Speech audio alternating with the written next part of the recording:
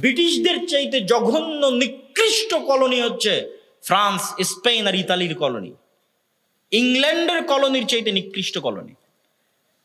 আমাদেরকে তো ইংল্যান্ডেরা ন্যূনতম স্বাধীনতা দিয়ে গেছে, স্পেন এবং ফ্রান্স আফ্রিকার মুসলমানদেরকে ন্যূনতম স্বাধীনতাটুকু দেয়নি। অস্ত্র কিনতে হবে ফ্রান্সের কাছে, তোমার ব্যাংকের টাকা কেন্দ্রীয় ব্যাংকে থাকবে ফ্রান্সের। এখন আজকের কথা বলছি, তোমার পররাষ্ট্রনীতি ফ্রান্স নিয়ন্ত্রণ করবে। তুমি বাইরের কোনো দেশের সাথে অস্ত্র চুক্তি করতে পারবে না, কোনো পররাষ্ট্রনীতি চলবে না, সব হবে ফ্রান্স কেন্দ্রিক। এখনকার কথা বলছি, আজকের কথা বলছি। তোমার সেনাবাহিনীকে সকল ট্রেনিং দিবে ফ্রান্স। তোমার দেশের সকল খনিজ সম্পদ একমাত্র ফ্রান্স উত্তোলন করতে পারবে, বিক্রি করতে পারবে। আফ্রিকা কোটি কোটি টাকার খনিজ সম্পদের উপর ভাসতেছে, কিন্তু পুরো খনিজ সম্পদ নিয়ে যাচ্ছে কারা? ইউরোপিয়ানরা। আর ওই খনিজ সম্পদ যেন ইউরোপিয়ানরা নিয়ে যায়, তার জন্য গার্ড দেয় জাতিসংঘের শান্তিরক্ষী বাহিনী। আর সেই জাতিসংঘের শান্তিরক্ষী বাহিনীতে আমাদের বাংলাদেশ আর্মি, পাকিস্তান আর্মি যুদ্ধ করে। মসজিদ যত শক্তিশালী হবে, রাষ্ট্রে তত দ্রুত ইসলাম প্রতিষ্ঠা হবে। গণতন্ত্র দিয়ে রাষ্ট্রে কোনোদিন ইসলাম প্রতিষ্ঠা হবে না। এটা পরীক্ষিত কথা বলছে, আবেগের কোনো বক্তব্য নয় যে আমি একটা আবেগময় বক্তব্য ছেড়ে দিলাম আপনারা ঠিক বললেন। জি না, এটা একদম পরীক্ষিত। কেন পরীক্ষিত? এই জন্য পরীক্ষিত যে গণতন্ত্র ইটসেলফ ইনজাস্টিস। মানে কি? মানে হচ্ছে গণতান্ত্রিক পদ্ধতি নিজেই অবিচার, অন্যায়। আর ইসলাম মানে ন্যায় প্রতিষ্ঠা করবে। তো যেই থিওরিটা, যেই তন্ত্রটা নিজেই বেইনসাফ, অন্যায় এবং অবিচারকে টিকিয়ে রাখার সকল অনুষঙ্গ, সকল এলিমেন্টস এই থিওরির মধ্যে আছে। আপনি বললেন এত বড় কথা কিভাবে বলছে? দুই একটা উদাহরণ দেয় যে গণতন্ত্র ইটসেলফ ইনজাস্টিস। গণতন্ত্র কখনোই পৃথিবীতে ন্যায় বিচার, জাস্টিস প্রতিষ্ঠা করতে পারবে না, অতীতে পারেনি, ভবিষ্যতে পারবে না। পারবে না গণতন্ত্র। আমি ইসলাম প্রতিষ্ঠা করতে বলিনি, খুব মনোযোগ দিয়ে শুনবেন। গণতন্ত্র পৃথিবীতে ন্যায় বিচার প্রতিষ্ঠা করতে পারবে না। গণতন্ত্রের মেকানিজমের মধ্যে নাই ন্যায় বিচার প্রতিষ্ঠা। কিভাবে নাই? ধরেন গণতন্ত্র বলতেছে আমি জনগণের শাসন প্রতিষ্ঠা করব। তো জনগণের শাসন প্রতিষ্ঠা করবে, প্রার্থী মনোনয়ন দিচ্ছে কে? রাজনৈতিক দল, জনগণ না। রাজনৈতিক দল যাকে প্রার্থী মনোনয়ন দেবে, জনগণকে তার মধ্যে একজনকে বেছে নিতে হবে। গেল এক নাম্বার। তাহলে প্রার্থী মনোনয়নে কি হচ্ছে? যোগ্য ব্যক্তি প্রার্থী মনোনয়ন পাচ্ছে না, প্রার্থী মনোনয়ন বাণিজ্য হচ্ছে, ইনজাস্টিসের শুরু। টাকা দিয়ে প্রার্থীটা কিনে পাওয়া যাচ্ছে। একজন অযোগ্য, চোর, বাটপার, দুর্নীতিবাজ দলকে বেশি পরিমাণে টাকা দিয়েছে, দলকে মনোনয়ন দিয়ে দিয়েছে। আর এক কোথায় যায়, আর এক জায়গায় ইনজাস্টিস হচ্ছে। এটা ছাড়া গণতন্ত্র চলতেই পারবে না। সেটা কোন জায়গায়?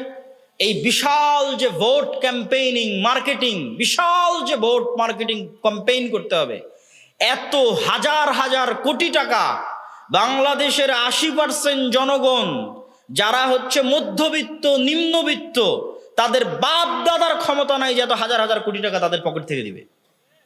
তাহলে কে দেয় এত হাজার হাজার কোটি টাকা? দেশের সবচেয়ে বড় দুর্নীতিবাজ ব্যবসায়ীরা এই হাজার হাজার কোটি টাকা দিবে। তাহলে দেশের সবচেয়ে বড় দুর্নীতিবাজ 100 ব্যবসায়ী ওই সমস্ত রাজনৈতিক দলগুলোকে টাকা দিবে তাদের নির্বাচন লড়ার জন্য। ইনজাস্টিসের শুরু। তাহলে যেখানে একটা দল বিক্রি হয়ে গেছে দুর্নীতিবাজ ব্যবসায়ীর কাছে, সেখানে কোশ্চেন কালো জাস্টিস প্রতিষ্ঠা হবে না। এই জন্য গণতন্ত্র পৃথিবীতে কোনোদিন জাস্টিস প্রতিষ্ঠা করতে পারেনি, ভবিষ্যতেও পারবে না, আজও পারবে না। আমি ইসলাম প্রতিষ্ঠা করার কথা বলছি না। ন্যায় বিচার প্রতিষ্ঠা করতে পারবে না, এটা নাই গণতন্ত্রের মধ্যে। প্রকৃত গণতন্ত্র কেমন হতো? প্রকৃত গণতন্ত্র কেমন হতো? আমি প্রকৃত ইসলাম বলিনি। প্রকৃত গণতন্ত্র কেমন হতো?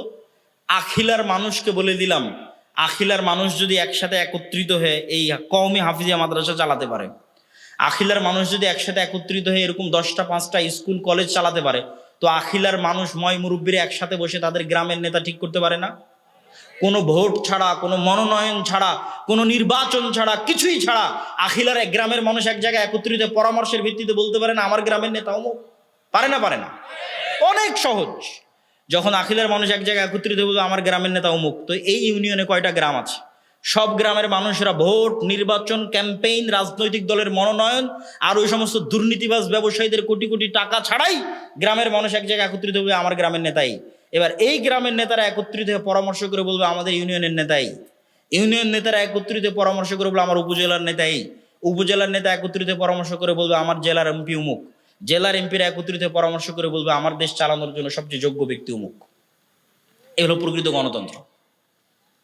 এটা হতে দিবে কেউ? কোনোদিন হতে দিবে না। এটা হলো তো সব ব্যবসা বাণিজ্য ধ্বংস। ইসলাম হচ্ছে পরামর্শের ভিত্তিতে নেতা নির্বাচনের কথা বলে, আর পরামর্শের ভিত্তিতে নেতা আসলে যোগ্য নেতা আসতেই হবে। তার প্রমাণ হচ্ছে বর্তমান সময়। বর্তমান যারা সরকার আছে এরা কি নির্বাচনে দাঁড়িয়ে ক্ষমতায় এসেছে? নির্বাচনে দাঁড়িয়ে ক্ষমতা আসে।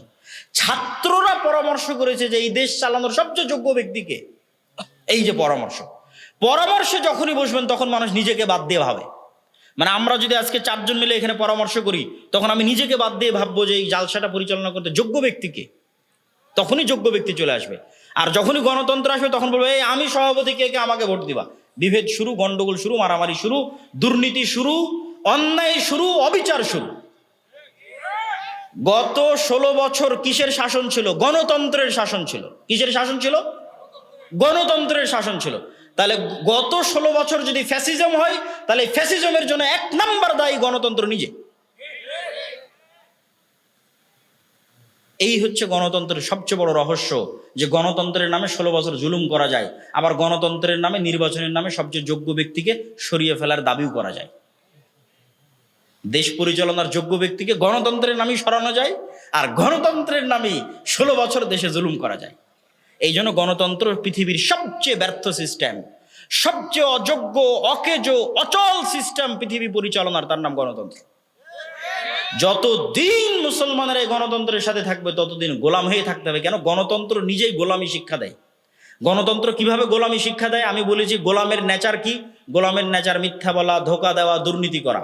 তো গণতন্ত্র করলে তো ধোকা, মিথ্যা, দুর্নীতি না করলে তো গণতন্ত্র চলবে না। তাহলে গোলামির কালচার অব্যাহত রাখার জন্য কি রাখা লাগবে? গণতন্ত্র রাখা লাগবে, যাতে মুসলমানদের মধ্যে কিসের কালচার অব্যাহত থাকে? গোলামির কালচার অব্যাহত থাকে। একটাও যাতে আত্মমর্যাদা সম্পূর্ণ, মাজা সোজাওয়ালা, ব্যক্তিত্ব সম্পূর্ণ, সত্যবাদী, ন্যায়পরায়ণ একটা সন্তানেরও যাতে জন্ম না হয়, এই জন্য এদের গণতন্ত্র এদের উপর চাপিয়ে দাও। সব মিথ্যা বলবে, মিথ্যা বলা শিখবে, ধোকা দেওয়া শিখবে, দুর্নীতি করা শিখবে, গোলাম হবে। এই কালচার কন্টিনিউ রাখবে, অব্যাহত রাখবে হচ্ছে গণতন্ত্র। সম্মানিত উপস্থিতি, যেখান থেকে এই জায়গায় আসলাম সেটা হচ্ছে মসজিদকে শক্তিশালী করতে হবে। মসজিদ শক্তিশালী হলে, মসজিদ অন্যায়ের বিরুদ্ধে আওয়াজ উঠালে, একটা স্থানীয় মেম্বার, চেয়ারম্যানের চাইতে মসজিদের যোগ্য ব্যক্তির ক্ষমতা বেশি থাকবে। এটা অস্বাভাবিক কিছু নয়। শুধু ন্যায়, নিষ্ঠা, ইনসাফের সাথে, আত্মমর্যাদা, আত্মসম্মানের সাথে অন্যায়ের বিরুদ্ধে আওয়াজ উঠে, যে কোনো অন্যায়। আল আমরু বিল মারুফ ওয়ান নাহি আনিল মুনকার। আর মসজিদ শক্তিশালী করার 1 নাম্বার প্রজেক্ট হচ্ছে মক্তব মসজিদ, ইনশাআল্লাহ। তারপর মূল বিষয়বস্তু থাকবে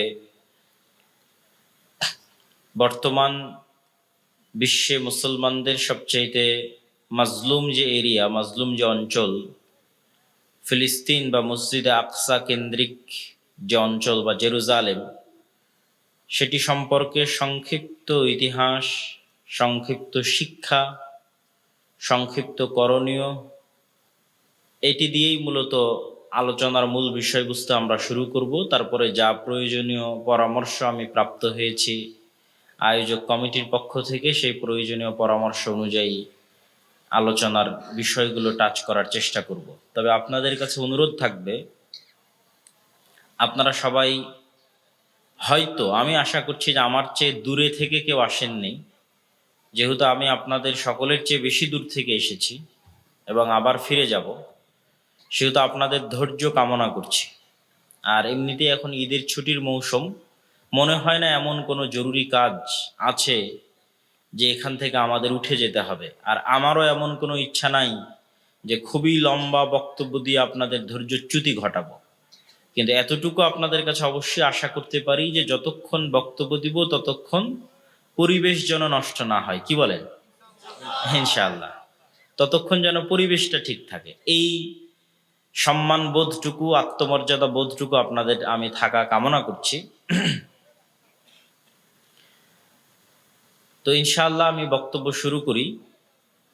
আমি পবিত্র কোরআনের যে আয়াতটি তেলাওয়াত করেছি, সেই আয়াতটিতে আল্লাহ সুবহানাহু ওয়া তাআলা বলছেন, শুধু অনুবাদ যদি করি, সুবহানাল্লাযী আসরা বিআবদিহি, মহাপবিত্র সেই সত্তা যিনি তার বান্দা।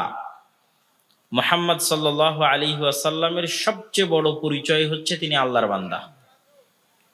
সর্বশ্রেষ্ঠ পরিচয় হচ্ছে তিনি আল্লাহর বান্দা। কেননা আমাদের নাম, আমরা তো সবাই আল্লাহর বান্দা। আমার নাম আব্দুল্লাহ, আরো অনেকের নাম আব্দুল্লাহ, কিন্তু এমনিতেও সবাই আল্লাহর বান্দা। কিন্তু আল্লাহ সুবহানাহু তাআলার বান্দেগিতে, দাসত্বতে সর্বোচ্চ স্থানে পৌঁছে গেছে যে সে সবচেয়ে সম্মানী। আমরা নামকাওয়াস্তে নাম রেখেছি আব্দুল্লাহ, আর নামকাওয়াস্তে বলছি আমি আল্লাহর বান্দা, কিন্তু কাজে কর্মে আমি শয়তানের বান্দা।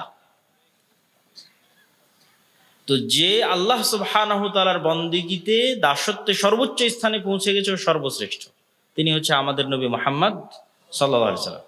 তাহলে তার সর্বশ্রেষ্ঠ পরিচয় কি? তিনি আল্লাহর বান্দা।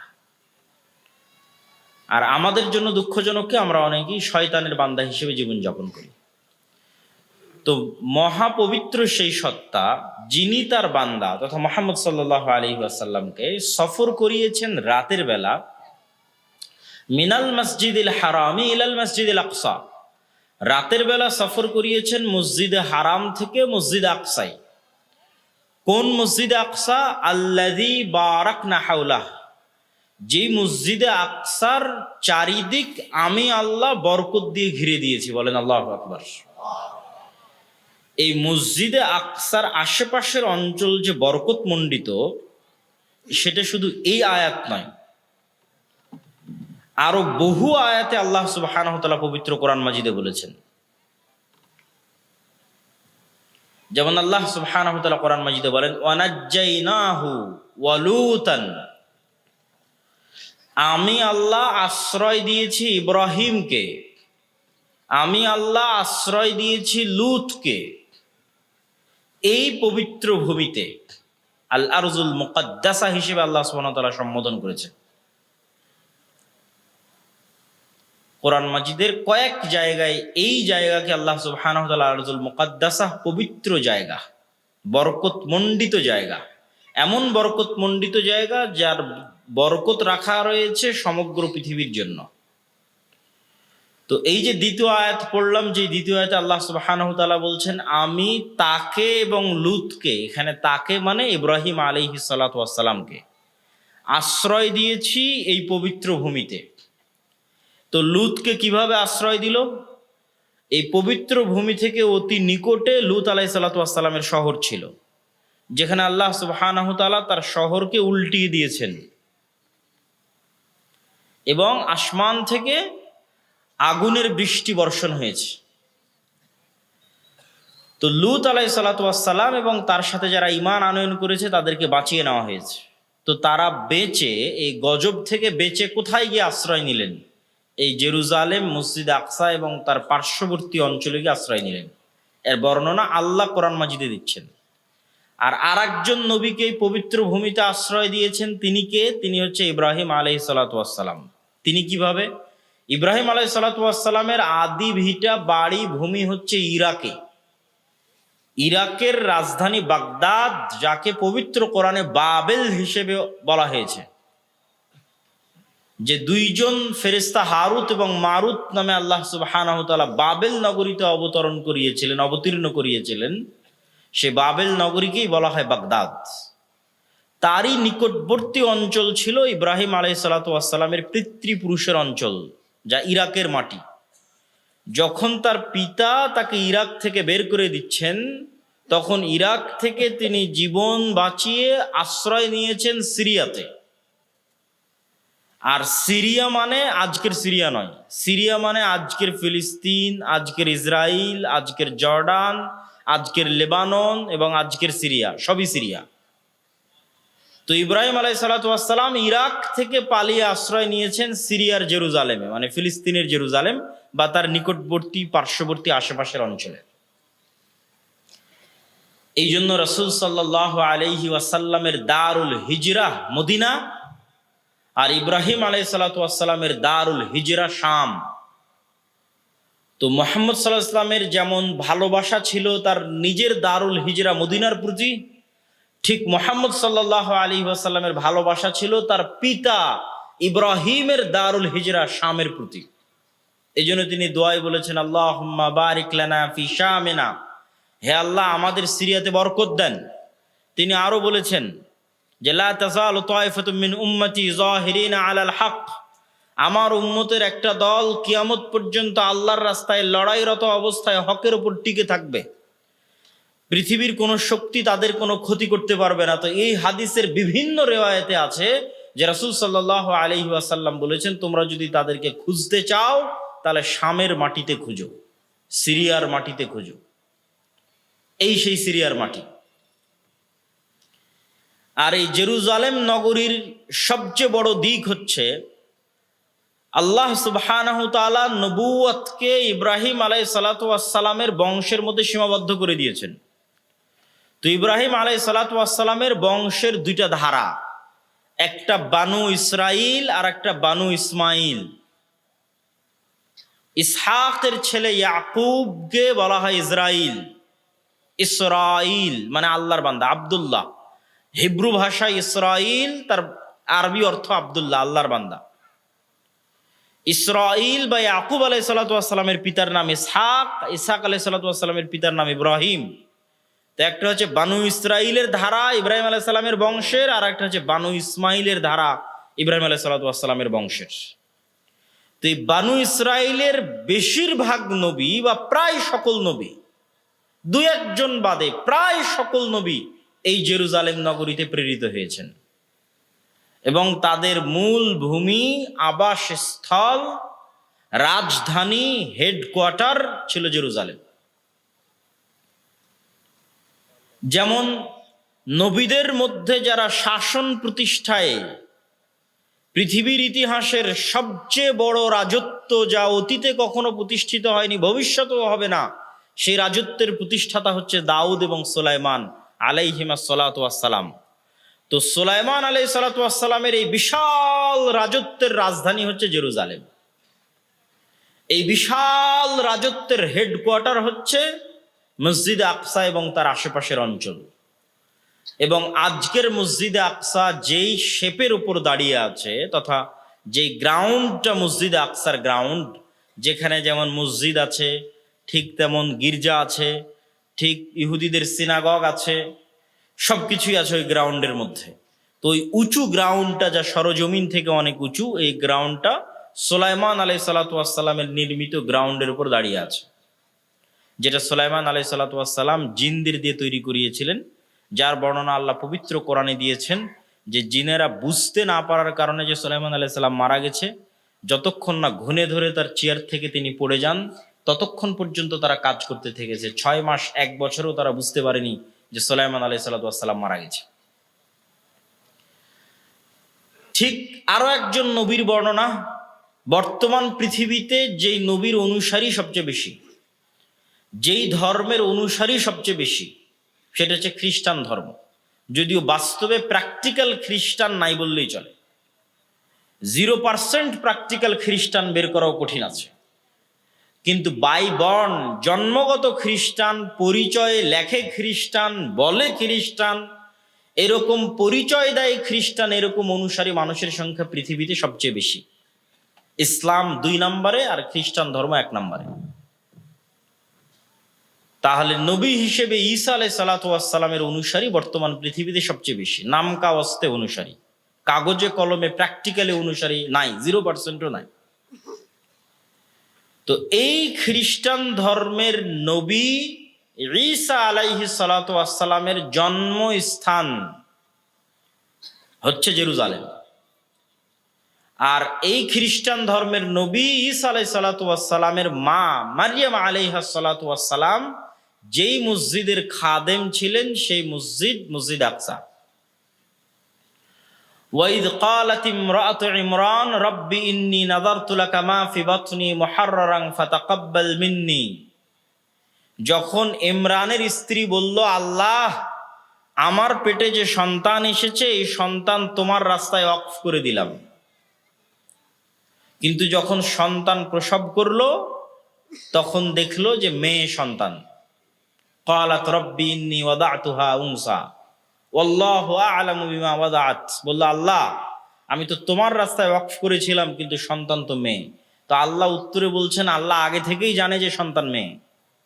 ওয়াল্লাহু আ'লামু বিমা ওয়াদাআত ওয়া লাইসা যাকারু কাল উনসা। আর সকল পুরুষ নারীর মতো অথবা সকল নারী পুরুষের মতো এটা ভাবার প্রয়োজন নাই, বরং কখনো কখনো নারীরা পুরুষের চাইতেও শ্রেষ্ঠ। তো এমন নারী যে পুরুষদের চাইতেও শ্রেষ্ঠ, সেই কাতারে হচ্ছে মারিয়াম আলাইহা সালাতু ওয়াসসালাম। কুল্লামা দাখালা আলাইহা জাকারিয়াল মিহরাব ওয়াজাদা ইনদাহা রিজকা, যতবারই জাকারিয়া আলাইহিস সালাতু ওয়াসসালাম মারিয়ামের খালু তার মেহরাবে প্রবেশ করতেন, ততবারই দেখতেন অসময়ের খাদ্য। যখন আমের মৌসুম নয় তখন আম, যখন লিচুর মৌসুম নয় তখন লিচু। ক্বালা ইয়া মারইয়াম আন্না লাকি হাযা, ক্বালাত হিয়া মিন ইনদিল্লাহ ওয়াল্লাহু ইয়ারযুকু লিমান ইয়াশা বিগাইরি হিসাব। মারিয়াম, এই অসময়ের খাবার কোথায় থেকে? তো মারিয়াম আলাইহিস সালাতু ওয়াসসালাম উত্তরে বললেন, আল্লাহর পক্ষ থেকে, আর আল্লাহ যাকে চান তাকে বেহিসাব রিজিক দান করতে পারেন। বলেন আল্লাহু আকবার। তো এই যে ঘটনাগুলো ঘটতেছে, এই ঘটনাগুলো মসজিদে আকসায় ঘটতেছে। আর এই মারিয়াম আলাইহিস সালাতু ওয়াসসালামই যখন নির্জন অঞ্চলে গিয়ে আল্লাহর আদেশে সন্তান প্রসব করলেন এবং সন্তানকে নিয়ে জনসম্মুখে ফেরত আসলেন, মানুষজন বলে উঠল যে মারিয়াম তুমি কি করেছো? মা কানা আবুকি ইমরা সাউইন ওয়া মা কানাত উম্মুকি বাগিয়া, তোমার পিতা তো খারাপ মানুষ ছিল না, মাও ব্যভিচারী ছিল না, ঘটনা কি? ফাআশারাত ইলাইহি, আল্লাহর আদেশ অনুযায়ী মারিয়াম আলাইহিস সালাতু ওয়াসসালাম বাচ্চার দিকে ইশারা করছেন। কাইফা নাতাকাল্লামু মান কানা ফিল মাহদি সাবিয়্যা, তখন ওরা উত্তরে বলছে, ঠাট্টা করো নাকি? এমন বাচ্চার সাথে কেমনে কথা বলবো যে বাচ্চা কেবল মায়ের কোলে দুধ পান করে? তো যেমনি এই কথা বলা শেষ হওয়া অমনি কোল থেকে বাচ্চা কথা বলে উঠছে, ইন্নী আব্দুল্লাহ আতানিয়াল কিতাবা ওয়া জাআলানি নাবিয়্যা, আমি আল্লাহর বান্দা। দেখেন, উনি বলছে আমি আল্লাহর বান্দা, আর মানুষ বানিয়ে দিল তাকে আল্লাহর সন্তান। নাউজুবিল্লাহ। এই জন্য বললাম যে ঈসা আলাইহিস সালাতু ওয়াসসালামের আদর্শের উপর প্র্যাকটিক্যাল খ্রিস্টান পৃথিবীতে একটাও নাই। ঈসা আলাইহিস সালাম বলছেন, ইন্নী আব্দুল্লাহ আতানিয়াল কিতাব, আল্লাহ আমাকে কিতাব দিয়েছে, ওয়া জাআলানি নাবিয়্যা, আল্লাহ আমাকে নবী করেছে। এবং বলতে বলতে উনি বলছেন, ওয়া আওসানি বিস-সালাতি ওয়াজ-যাকাতি মা দুমতু হাইয়্যা, আর আল্লাহ আমাকে আদেশ দিয়েছে। ঈসা আলাইহিস সালামকে আল্লাহ আদেশ দিয়েছে। ঈসা আলাইহিস সালাম বলছেন মায়ের কোলে যে আল্লাহ আমাকে আদেশ দিয়েছে যেন আমি সালাত আর যাকাত যতদিন বেঁচে আছি ততদিন যেন ঠিক মতো আদায় করি। বলেন আল্লাহু আকবার। এখন আপনি নিজে কল্পনা করেন, আপনি সালাত এবং যাকাত কতদিন ঠিক মতো আদায় করেছেন? আমাদের নবী নয়, আমাদের নবীর আগের নবী ঈসা আলাইহিস সালাম মায়ের কোলে বলছে যে আল্লাহ তাকে আদেশ দিয়েছেন যে মা দুমতু হাইয়্যা, যতদিন বেঁচে থাকবো ততদিন যেন সালাত আর যাকাত ঠিক মতো আদায় করি। তাহলে সালাত আর যাকাত কত গুরুত্বপূর্ণ, যে মায়ের কোলে একটা নবী প্রথম বাক্য বলতেছে, সেই প্রথম বাক্যের মধ্যে সালাত আর যাকাত আছে। সালাত আর যাকাত মিস নাই। আমরা কি বলছিলাম? আমরা আলোচনা করছিলাম এই মসজিদে আকসা, সেই মসজিদে আকসা, সেই জেরুজালেম যেখানে ঈসা আলাইহিস সালাতু ওয়াসসালামের জন্ম হয়েছে। এবং এখান থেকে আরেকটা সূক্ষ্ম জিনিস আমাদের শিক্ষার আছে। সেই সূক্ষ্ম জিনিসটা হচ্ছে, ইউরোপ এবং আমেরিকার একটা গর্ব আছে, আভিজাত্য আছে, চামড়ার আভিজাত্য। এটা তাদের সাথে আপনি না মিশলে বুঝতে পারবেন না। যে গেছে ইউরোপ এবং আমেরিকায় সে বুঝতে পারবে। বর্ণবাদ কাকে বলে? গায়ের রঙের কারণে মানুষ অসম্মানিত হতে পারে, নির্যাতিত হতে পারে, জুলুমের শিকার হতে পারে, এইটা মুসলমানেরা জানেই না। কিন্তু ইউরোপ এবং আমেরিকা এই কালচার ভয়াবহ আকারে ছিল, এখনো আছে। রেসিজম, বর্ণবাদ, গায়ের রঙের কারণে। আফ্রিকানরা যেহেতু কালো, তাদেরকে একদম গোলাম হিসেবে ব্যবহার করেছে তারা, আজ থেকে 70, 80, 100 বছর আগে। আর যেহেতু আমরা এশিয়ান তথা আমাদের গায়ের রং মেটে, সেহেতু একটু হলো নাক সিটকানি আছে আমাদের প্রতি। তো এই জায়গায় শিক্ষার বিষয় কি? শিক্ষার বিষয় হচ্ছে ঈসা আলাইহিস সালাম ইউরোপিয়ানও নয়, ঈসা আলাইহিস সালাম আমেরিকানও নয়। মানে ইউরোপ এবং আমেরিকার মানুষ কোন নবীর অনুসারী? আমার সাথে কথা বলেন, কোন নবীর অনুসারী? ঈসা আলাইহিস সালামের অনুসারী। তাহলে আমি আমার গায়ের রং নিয়ে গর্ব করছি, কিন্তু আমি যেই নবী হওয়ার অনুসারী দাবি করছি, ওই নবী আমার গায়ের রঙের নয়। ঈসা আলাইহিস সালামের গায়ের রং আর মুহাম্মদ সাল্লাল্লাহু আলাইহি ওয়াসাল্লামের গায়ের রং একই রকম, তথা ধবধবে সাদা নয়, যে সাদা রঙের কারণে ইউরোপ এবং আমেরিকার মানুষ গর্ব করে। আরবদের গায়ের রং যেটা মেটে শ্যামা সাদা, সেই শ্যামা সাদা হচ্ছে ঈসা আলাইহিস সালামের গায়ের রং, কেননা ইব্রাহিম আলাইহিস সালামের সন্তান, জন্ম জেরুজালেমে। এই জন্য পৃথিবী ধ্বংসের পূর্ব মুহূর্তে তিনটা ধর্মের মধ্যে যুদ্ধ যে হবে তার বর্ণনা রাসূল সাল্লাল্লাহু আলাইহি ওয়াসাল্লাম হাদিসে দিচ্ছেন, লম্বা হাদিস। আমি শুধু সারমর্ম বলি, তাহলে এই অঞ্চল, এই জায়গার যে কোনো পরিবর্তিত পরিস্থিতির থেকে আমাদের শিক্ষা আছে। হাদিসে রাসূলুল্লাহ সাল্লাল্লাহু আলাইহি ওয়াসাল্লাম বলছেন, ততদিন পর্যন্ত কিয়ামত হবে না যতদিন না হুদনা, তোমাদের মধ্যে আর রোমানদের মধ্যে চুক্তি না হচ্ছে। তো রোমান এম্পায়ার, যে রোমান এম্পায়ারের রাজধানী ছিল আজকের তুরস্কের ইস্তাম্বুল, ওমর রাদিয়াল্লাহু তাআলা আনহুর আমলে, উমাইয়া খেলাফতের আমলে, আব্বাসী খেলাফতের আমলে মুসলমানেরা কোনো দিন তুরস্ক বিজয় করতে পারেনি। তুরস্ক বিজয় হয়েছে উসমানীয় খেলাফতের আমলে, তুরস্ক বিজয় হয়েছে। এই জন্য আজ মনে হয় তুরস্ক ইসলামী রাষ্ট্র, কিন্তু আসলে তুরস্ক ছিল খ্রিস্টানদের হেডকোয়ার্টার, রোমান এম্পায়ারের হেডকোয়ার্টার। এবং হাদিসের ভাষ্য বলছে হয়তো আবারও তুরস্ক মুসলমানদের হাতছাড়া হতে পারে, কেননা কিয়ামতের পূর্ব মুহূর্তে আল্লাহ নবী বলছেন ফাতহে কুস্তান্তনিয়া, কনস্টান্টিনোপল বিজয় হবে, ইস্তাম্বুল বিজয় হবে। ইস্তাম্বুল তো এখনই মুসলমানদের হাতে আছে, তাহলে কিভাবে মুসলমানেরা বিজয় করবে কিয়ামতের পূর্ব মুহূর্তে? তো আমি যেটি বলছিলাম যে এই জেরুজালেমের গুরুত্ব বোঝানোর জন্য, যে কিয়ামতের পূর্ব মুহূর্তে রোমান খ্রিস্টানদের সাথে মুসলমানদের চুক্তি হবে। চুক্তির ভিত্তিতে রোমান খ্রিস্টান এবং মুসলমানেরা এক তৃতীয় পক্ষের বিরুদ্ধে যুদ্ধ করবে। সেই তৃতীয় পক্ষ কারা হবে? সম্ভাব্য ইহুদিরা হতে পারে, আরো অন্য কেউ হতে পারে, কিন্তু সমূহ সম্ভাবনা আছে যে তৃতীয় পক্ষ হবে ইহুদিরা। রোমান খ্রিস্টান আর মুসলমানেরা একত্রিত হয়ে তাদের বিরুদ্ধে যুদ্ধ করবে এবং এই যুদ্ধে বিজয় হবে। এই যুদ্ধে বিজয় হওয়ার পর একজন খ্রিস্টান এভাবে ক্রুশ উত্তোলন করে বলবে যে ক্রুশের বিজয় হোক, বা ক্রুশের কারণে আমরা বিজয়ী হয়েছি। তখন আরেক মুসলমান লাফ দিয়ে উঠে সেই ক্রুশকে ভেঙে দিবে। যখন আরেক মুসলমান লাফ দিয়ে উঠে ক্রুশকে ভেঙে দিবে, তাকবীর ধ্বনি দিবে, তখন খ্রিস্টান এবং মুসলমানের যে চুক্তি হয়েছিল চুক্তি লঙ্ঘন হয়ে তারা মুখোমুখি দাঁড়িয়ে যাবে যুদ্ধের জন্য। যখন খ্রিস্টান এবং মুসলমানেরা মুখোমুখি দাঁড়িয়ে যাবে যুদ্ধের জন্য, আর তারা উভয়ই জনবহুল, খ্রিস্টানরা আজকেও জনবহুল, সেই দিনও জনবহুল থাকবে। 80টা পতাকার অধীনে তারা একত্রিত হবে, এক এক পতাকার অধীনে 12,000 করে সৈন্যবাহিনী থাকবে। এই 80টা পতাকার অধীনে 12,000 করে সৈন্যবাহিনী নিয়ে যখন তারা একত্রিত হবে, তখন প্রায় 10 লক্ষের কাছাকাছি। তখন যে যুদ্ধ হবে, এই যুদ্ধের বর্ণনা দিতে গিয়ে রাসূল সাল্লাল্লাহু আলাইহি ওয়াসাল্লামের ভাষা অনুযায়ী 2টা বাক্য মনে রাখার মতো। একটা হচ্ছে যে একটা পরিবারে যদি 100 জন সদস্য থাকে তো 99 জন মারা যাবে, একজন বেঁচে থাকবে। একটা হচ্ছে একটা পাখি যদি আকাশে উঠতেই থাকে তো 1 মাস উঠতে থাকলেও সে লাশ ছাড়া আর কিছু পাবে না। এত ভয়ঙ্কর যুদ্ধ হবে এবং এত বেশি পরিমাণে মানুষ মারা যাবে। রাসূলুল্লাহ সাল্লাল্লাহু আলাইহি ওয়াসাল্লাম বলছেন, আমার উম্মত ওই দিন 3 ভাগে বিভক্ত হবে। 1 ভাগ যুদ্ধের মাঠ থেকে পালিয়ে যাবে, এদের তওবা আল্লাহ কোনোদিন কবুল করবে না। যুদ্ধের মাঠ থেকে পালিয়ে যাওয়া কবিরা গুনাহের লিস্টে প্রায় প্রত্যেক হাদিসে রাসূলুল্লাহ সাল্লাল্লাহু আলাইহি ওয়াসাল্লাম যখন কবিরা গুনাহের লিস্ট করেছেন, শিরক করা, জেনা করা, নিরপরাধ মানুষকে হত্যা করা, সুদ খাওয়া, তখন বেশিরভাগ হাদিসে একটা বড় কবিরা গুনাহ আছে, জিহাদের মাঠ থেকে পালিয়ে যাওয়া। এটা অনেক বড় কবিরা গুনাহ। তো একদল উম্মত সেই দিন জিহাদের মাঠ থেকে পালিয়ে যাবে, এদের তওবা আল্লাহ কোনোদিন কবুল করবে না। একদল উম্মত ওই যুদ্ধে শহীদ হবে, এরা হবে পৃথিবীর সর্বশ্রেষ্ঠ শহীদ। আর আরেক দল উম্মত ওই যুদ্ধে বিজয়ী হবে, তারা আর কিয়ামত পর্যন্ত কোনোদিন ফিতনায় পতিত হবে না। আল্লাহু আকবার। যারা বিজয়ী হবে। তো এই যুদ্ধগুলো কোথায় সংঘটিত হবে?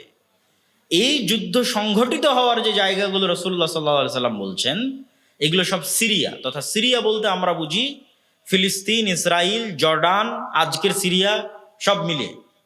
তো এই যুদ্ধ সংঘটিত হবে সিরিয়াতে। আমাক এবং দাবেক নামক জায়গায় রোমানরা সেনাবাহিনী সমাবেশ ঘটাবে।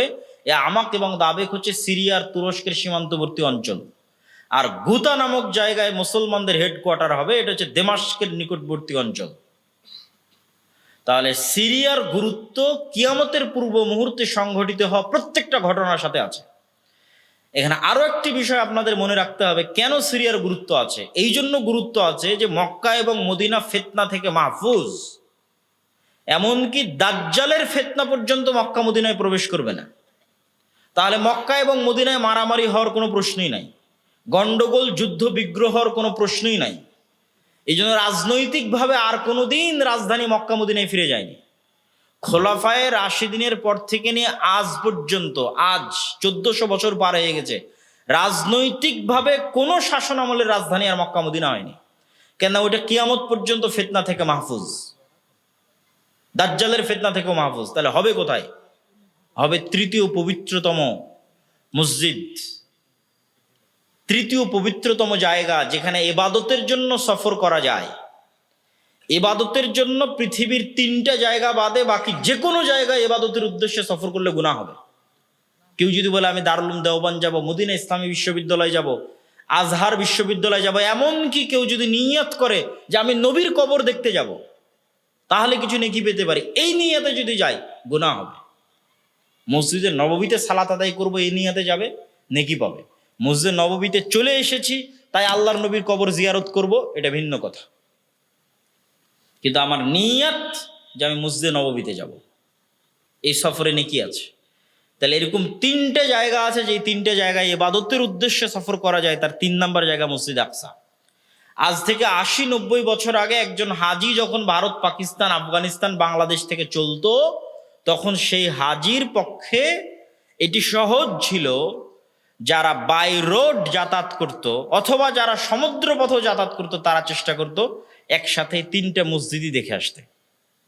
যেমন এখন আপনারা হজ ওমরায় গেলে 2 মসজিদ দেখেন, তৃতীয় মসজিদে কিন্তু যাওয়ার সুযোগ হয় না।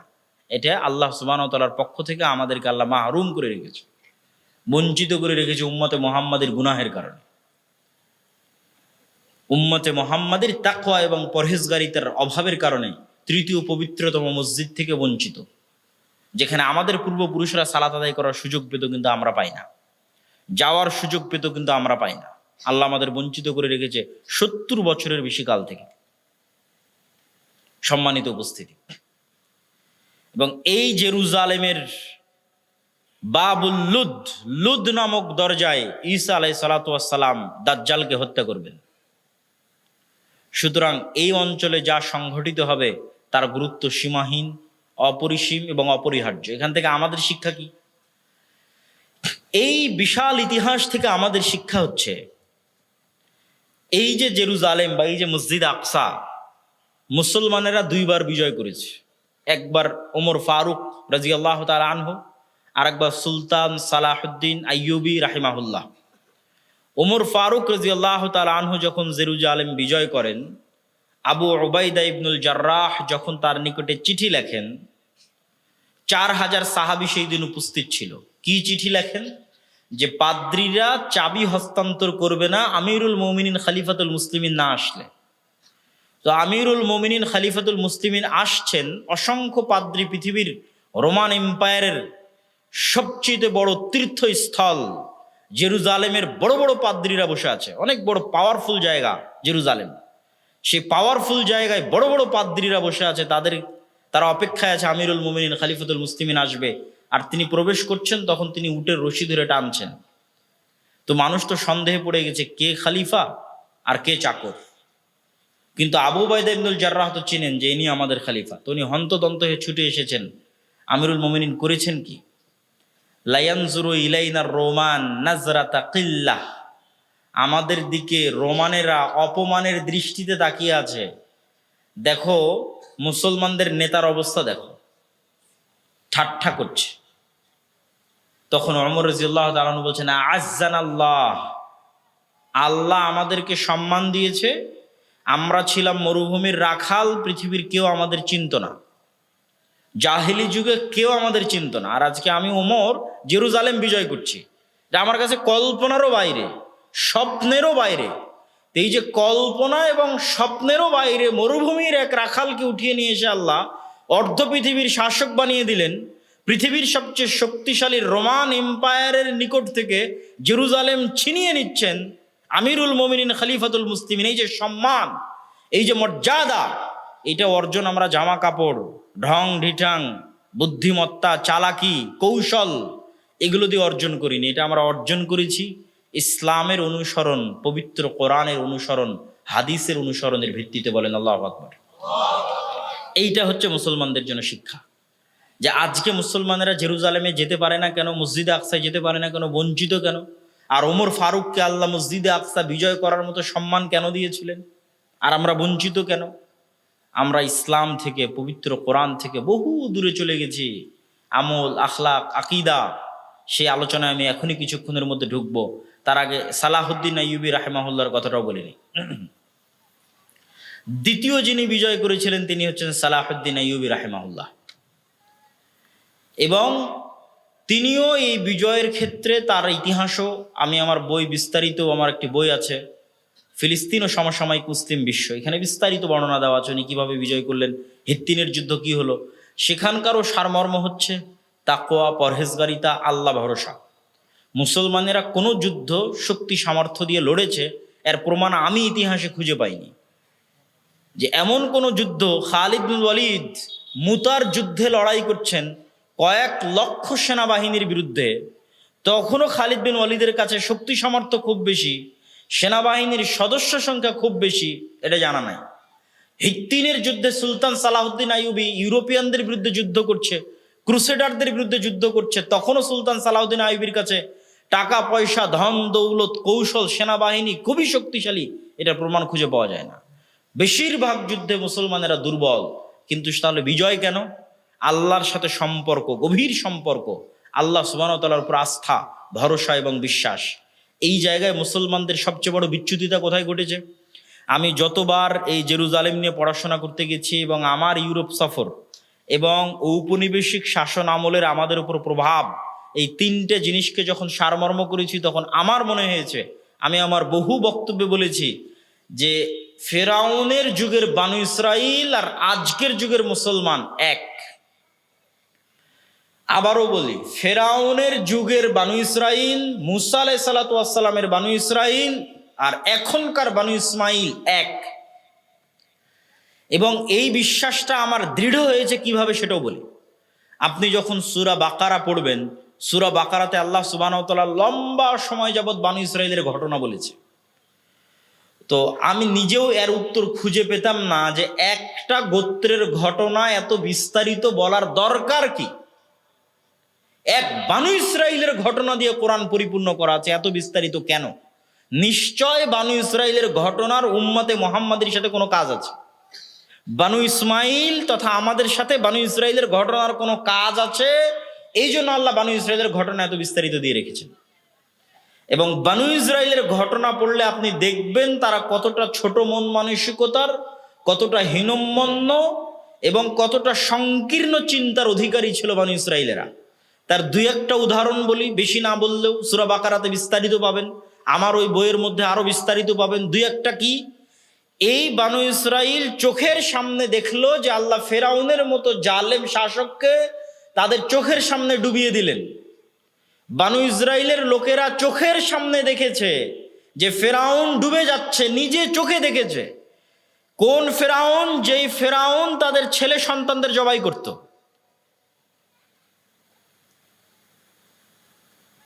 ইউযাব্বিহুনা আবনাআকুম ওয়া ইস্তাহয়ুনা নিসাআকুম, এই সেই ফেরাউন যে তোমাদের ছেলে সন্তানদের জবাই করত, মেয়ে সন্তানদের বাঁচিয়ে রাখতো।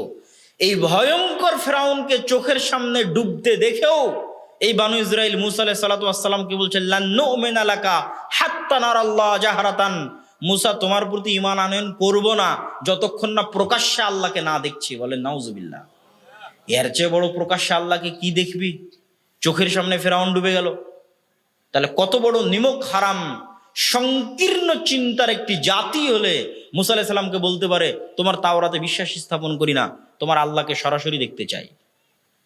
এরকম অসংখ্য ঘটনা আল্লাহ তুলে ধরেছেন। লান নাসবিরা আলা তুআমিন ওয়াহিদ ফাদউ লানা রাব্বাক, আল্লাহ তাদের জন্য আসমান থেকে খাবার পাঠাতেন, মান্না সালওয়া। তো তারা মুসা আলাইহিস সালামকে বলছে, এই এক খাবার প্রতিদিন ভালো লাগে না, তোমার আল্লাহকে বলো যেন জমিন থেকে চাল, ডাল, গম, পেঁয়াজ, রসুন এগুলো উৎপন্ন করে, এই এক খাবার ভালো লাগে না। তখন আল্লাহ বলছে ঠিক আছে, এই চাল ডাল রসুন যখন চাও তাহলে সবুজ শ্যামল ভূমিতে যাও, মরুভূমিতে তো এগুলো হবে না। এই ঘটনাগুলো ঘটতেছে মরুভূমিতে, ওই জমি আজও মরুভূমি। আপনি আজকের মিশরে গিয়ে যদি তুর পাহাড় ঘুরতে যান, যেই তুর পাহাড়ের পাদদেশে ঘটনাগুলো ঘটছে, এর চারপাশ শত শত কিলোমিটার মরুভূমি, যেটাকে বলা হয় সিনাই মরুভূমি। এই মরুভূমির মধ্যেই 40 বছর বানি ইসরায়েলরা ঘুরপাক খেয়েছিল। তাহলে তো এই মরুভূমি পার হয়ে যেখানে সবুজ শ্যামল এলাকা আছে, ওইটা বিজয় করতে হবে, ওখানে যাও, জিহাদ করো। তোমার ইযহাব আনতা ওয়া রাব্বুকা ফাকাতিলা, মুসা আপনি আর আপনার আল্লাহ গিয়ে যুদ্ধ করেন, আমরা যুদ্ধ করতে পারবো না। তাহলে যাদের জন্য আল্লাহ পাথর ফেটে 12টা ঝর্ণাধারা তৈরি করলেন, তাদের জন্য, তাদের চোখের সামনে, ওই ইস্তাসকা মূসা লিকওমি ফাকুল নাজরিব বিআসাকাল হাজার ফানফাজারাত মিনহু ইসনাতা আশারাতা আইনা, যখন মুসার কওম মুসাকে বলেছিল পানি দাও, মরুভূমিতে পানি নাই, আর সমুদ্রের লবণাক্ত পানি খাওয়া যায় না, এই মরুভূমির পাশে, এই তুর পাহাড়ের পাশেই লোহিত সাগর, এই লবণাক্ত পানি খাওয়া যায় না, পানির ব্যবস্থা করো। তখন আমি মুসাকে বললাম, মুসা লাঠি দিয়ে পাথরে আঘাত করো, পাথরে আঘাত করলো, 12টা ঝর্ণা তৈরি হলো তাদের চোখের সামনে। খাবারের ব্যবস্থা কোথায় হবে? মরুভূমিতে খাবার নাই, জান্নাত থেকে খাবার আসে। তাহলে জান্নাত থেকে খাবার আসে, পাথর থেকে পানি বের হয়। ফেরাউন ডুবতে দেখেছে চোখের সামনে, তারপর আল্লাহ বলতেছে যাও যুদ্ধ করো, বলে তুমি আর তোমার আল্লাহ গিয়ে যুদ্ধ করো। তখন আমার চিন্তা চেতনা এবং আমার গবেষণা যে বানু ইসরাইলের এই বিশাল ঘটনা আল্লাহ কোরআনে উল্লেখ করছে, মানে একদিন উম্মতে মোহাম্মদী এদের মতো হয়ে যাবে। মানে একদিন উম্মতে মোহাম্মদী বানু ইসমাইল বানু ইসরাইলের মতো হয়ে যাবে। কিভাবে হবে সেটাও আমি মিলিয়েছি। আমার এটা গবেষণা ভুলও হতে পারে, ঠিকও হতে পারে। আমার গবেষণা হচ্ছে যে বানু ইসরাইল এরা তো নবীর সন্তান। এই যে যারা বলতেছে যে আমরা তোমার আল্লাহকে না দেখলে ঈমান আনয়ন করবো না, তুমি আর তোমার আল্লাহকে যুদ্ধ, এরা তো নবীর সন্তান। কোন নবীর সন্তান? ইব্রাহিম আলাইহিস সালামের সন্তান। ইব্রাহিম আলাইহিস সালামের ছেলে ইসহাক, ইসহাকের ছেলে ইয়াকুব, ইয়াকুবের ছেলে ইউসুফ। ইউসুফ কুয়াতে নিক্ষিপ্ত হয়ে ভাইয়েরা ফেলে দিয়েছে, ওখান থেকে মিশরের বাজারে বিক্রি হয়েছে। তারপরে ইউসুফ আলাইহিস সালামের মৃত্যুর 300-400 বছর পর মুসা আলাইহিস সালাম, একই বংশ। ইউসুফ আলাইহিস সালাম যেই বংশ, মুসা আলাইহিস সালাম ওই বংশ। ইউসুফ আলাইহিস সালামের 300-400 বছর পর মুসা আলাইহিস সালাম। তাহলে 300-400 বছরে এত পরিবর্তন নবীর সন্তানদের কেমনে সম্ভব? এর আর দ্বিতীয় কোনো উত্তর নাই যে ইউসুফ আলাইহিস সালামের মৃত্যুর পর ইউসুফ আলাইহিস সালামের যাদের সাথে জোট ছিল তাদের যখন পতন হয়, আর ফারাওদের যখন উত্থান হয়, তখন এরা আগের সরকার আর আগের সরকারের সাথে যাদের জোট ছিল, উভয়ের উপর জুলুমের স্টিম রোলার চালায় ফারাওরা। তাহলে আগের সরকারের জোট সরকারকে ইউসুফ আলাইহিস সালাম মন্ত্রী ছিল, আর তার ভাইয়েরা 12 ভাই, ওই 12 ভাইয়ের জন্য 12টা ঝর্ণা তৈরি হয়েছিল।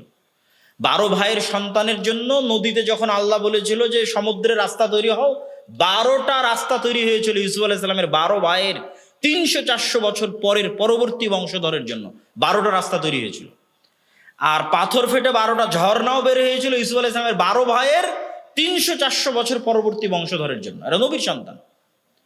তাহলে এই 300-400 বছর ফেরাউনের গোলামি করতে করতে করতে করতে অন্তর ছোট হয়ে গেছে, আত্মমর্যাদা হারিয়ে ফেলেছে, গোলামের কোনো আত্মমর্যাদা থাকে না, নেতৃত্বের গুণ হারিয়ে ফেলেছে, মিথ্যা বলা, চুরি, ডাকাতি, দুর্নীতি, যত রকমের ধোঁকাবাজি, শঠতা, সকল কিছু গোলামি করতে করতে শিখে ফেলেছে।